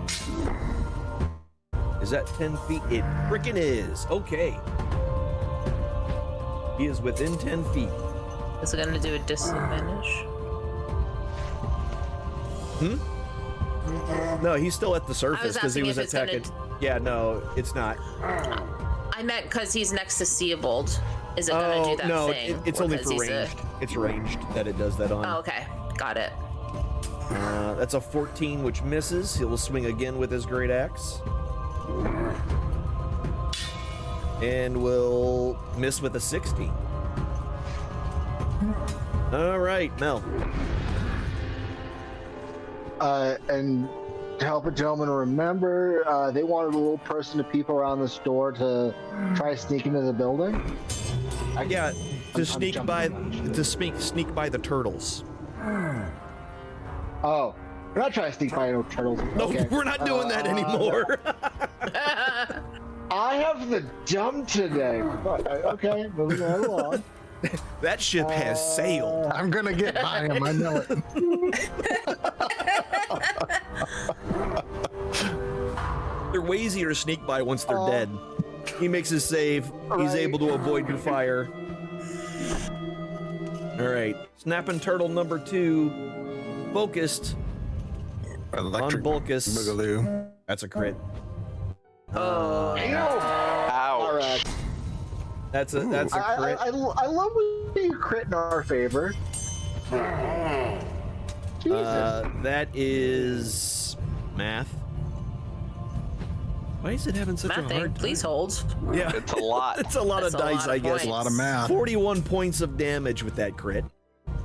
Holy That is a shit. huge chunk out of Bulkus. And Seabold. All right. Let me go ahead and get rid I of want to this. swim where this one is. Yep, he's gone. Thank you. I'm going right up in there. I guess whatever makes me right next to him. Yep, you're good. And the sword was working well, so I'm gonna do that. Yeah, yeah.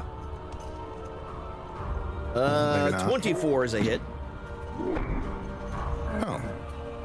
24 is a hit, and Bulkus is right here, so we're gonna Yep. sneak. Sneaky tacky. Getting her going here. Yeah. There we go. How do you kill this thing? Short sword. So he doggy paddled over here and pulled the short sword and right in the neck. just like sliced it right in deep into the snapping turtle's neck. And pulling it out. Gotcha. Yeah, Yes, and with that, and just got spilling into the water and throat the smell juice. of A lot of guts. throat juice. Yes. Yeah. And it sinks to the bottom. Team me. And it sinks to the bottom. And with that, it looks like everything is quiet again.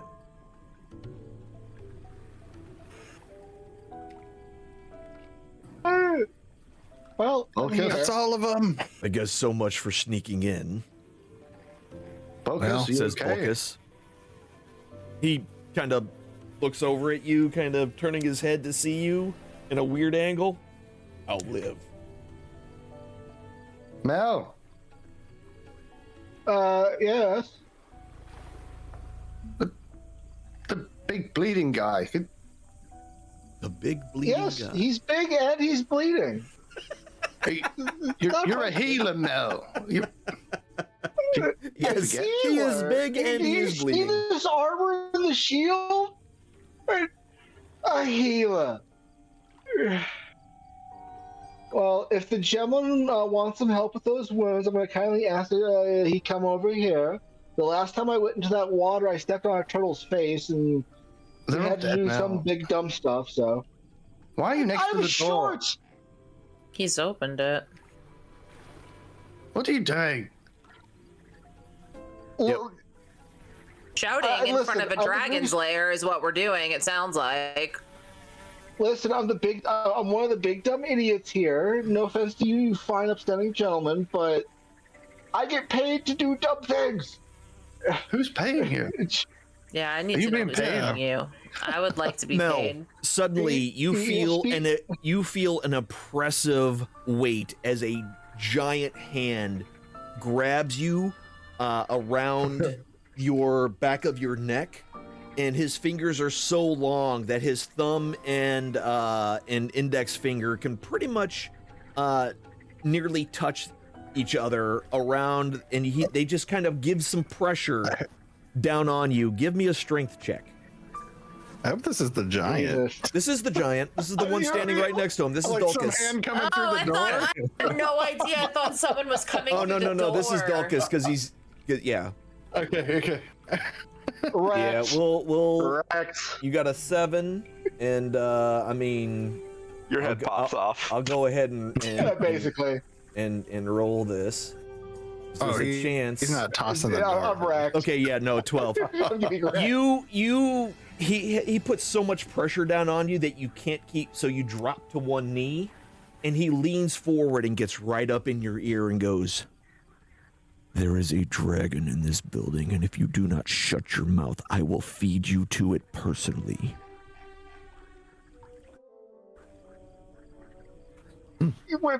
Velvet whimpers just ever so slightly. Shut up. Oh. Mel, Mel says nothing. Absolutely nothing. You feel the pressure release as he lifts his hand up.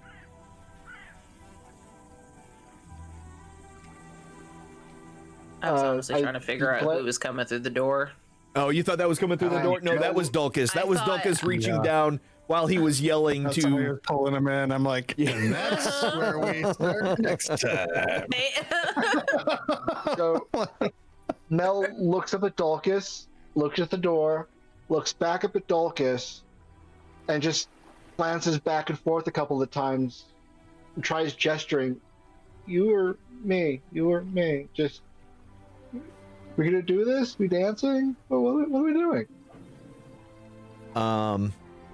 So what you can see in that room, since you do have it open, you're looking at it, it's about 15 feet wide. You can see it basically, there's a wall on the other side there.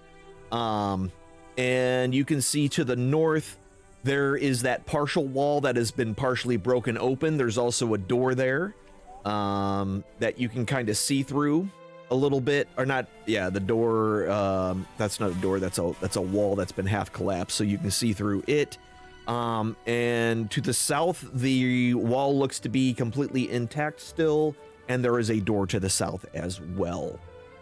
That's what you can make out in that room from where you're currently standing.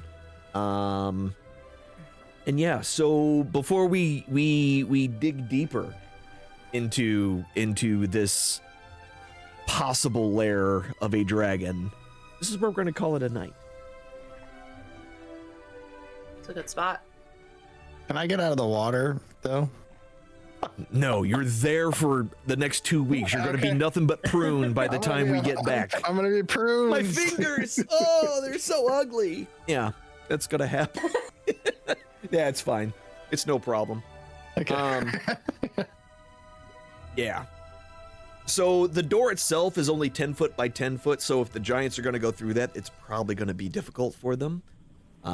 They're likely just going to jump across the water and go up in that way. So that's probably going to be easier for them, but we'll worry about that next time we play, which might be 2 weeks from now, give or take.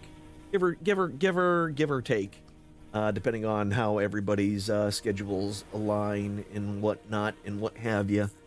Cool.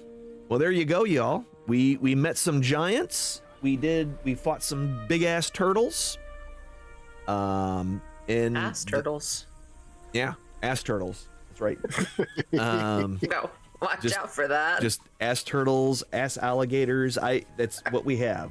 Just turtling. This whole swamp is nothing but ass creatures. No, it's fine. All right, and with that, we will start again next week. So before we call it an evening, let's say goodnight and talk to everybody and see what they got going on.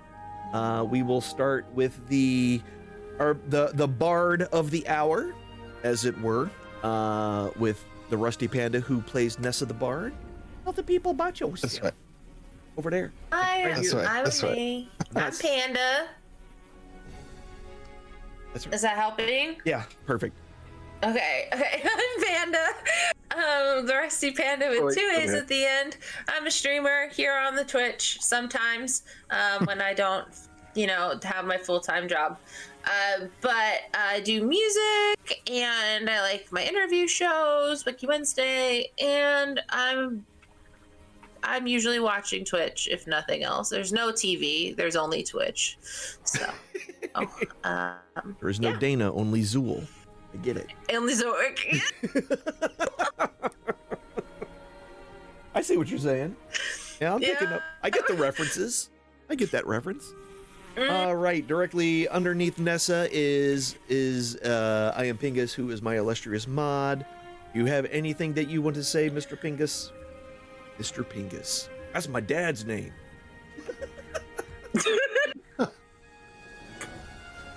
No? Oh, you're on mute. He's on mute. Oh, he's muted. He muted. Wow.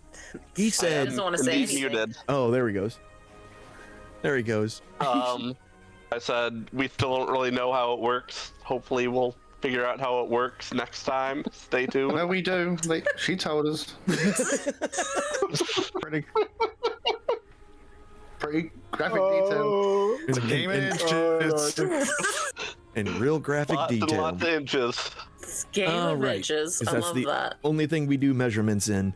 And directly over there, that is Captain E-Rock, who plays Seabold, our rogue. What you got for the people? And he muted himself too because he's a I'm smartass. Captain E-Rock. Yeah, you can find me on twitch.tv and on the YouTubes Monday through Saturdays usually, and 9 to 5 Eastern. And I've been playing a lot of Factory games lately, Satisfactory and a lot of Star Rupture. I'm really digging that game. It's a lot of fun.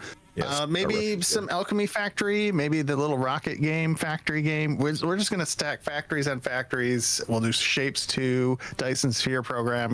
Just go all in on the factories. Maybe not. Build a But we'll be factory back out of on Monday. factories. Perfect. Factories on out of Monday. factories after factories. We'll see him on Monday. All right, directly underneath Seabold, aka Captain E-Rock, we have Mel, aka Null Hercules. You got anything for the people, Null? No, I ain't got nothing that's appropriate for this channel. Yeah, have a good one out there. Okay, perfect. That makes me wonder. I also have but I things also that are don't want to know. non-appropriate Yeah. for this channel. Last but not least, in the bottom corner there, all the way that away, that's Danabo, who plays Wolvane Saverly, our gnome wizard. Do you have anything for everybody there, Danabo? Got some bad news. Oh no. We won't be back in 2 weeks or 3 weeks because of the wrestling. Saturday night's main event is on the 24th. Royal Rumble is on the 31st. So the next available date is the 7th. Oh no. Or the 17th. I was gonna say, or next week maybe. Or next week. That's up to you We'll guys. see. but Yeah, we'll talk about that offline. We'll figure out if that works for people, and we'll go from there. And like and subscribe.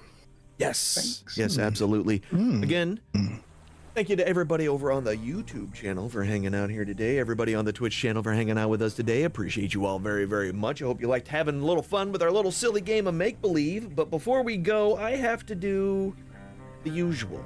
And if you don't know what the usual is around here, that means I have to pose. I have to pose. Make a face. I've been looking at this. I have this large thing of like packing tape, but it's clear, so I don't think it's going to do anything for us other than like rip hair out of me. So I don't think that's a good idea. Alan, do you have funny, a though. ruler? Do I have a what? A ruler to I measure thought in you said inches? something else, For and I am spanking just myself gonna. with. Hey, oh God, do I have a? Oh, you know what? I had a measuring tape up here, and I took it downstairs to measure something. That's what you do with those. That's what you do with it. Yeah, Symbol. I could just That's about this big. just do this.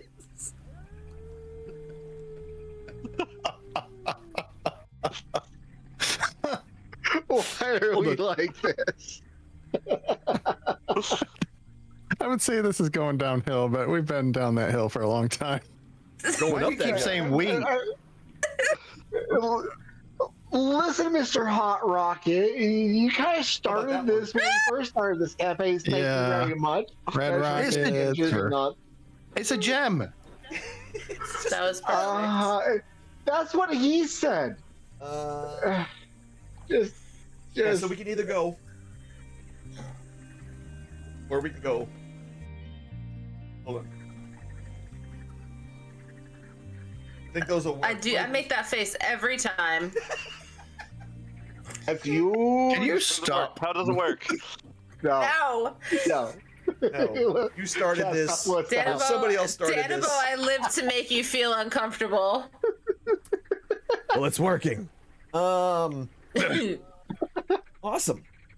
Awesome. And before we call it a complete evening, gotta do this real quick. Yeah. Nope, that's this. He didn't do it. He just did his little screech. There it is. Perfect. Yes, and with that, we will call it an evening. Again, thank you all very much for hanging out with us tonight. We all appreciate you very much for hanging out. Hope you enjoyed it. We will be back either next week or on the 7th of February, whatever that second month is. Until next time, be good to yourselves, be good to each other. Remember, you only have one life to live, so does everyone else around you. Try to make their lives better than what it was when you got there at a minimum. Don't make it worse. Be safe, be good, talk to people. If you need, if sometimes you just need to talk to people, man. That's all there is to it. Have a great one. We'll be back tomorrow at noon, by the way, for more Horizon. Hit Forbidden West. We'll see you then. Have a great one. Bye.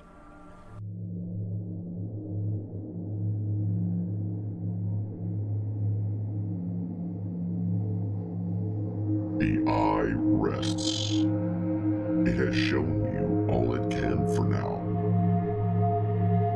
This is not a time for sorrow, but a time for joy. When one chapter ends, another must always begin. Ponder upon the lessons you have just witnessed and heed its wisdom. Apply it to your lives.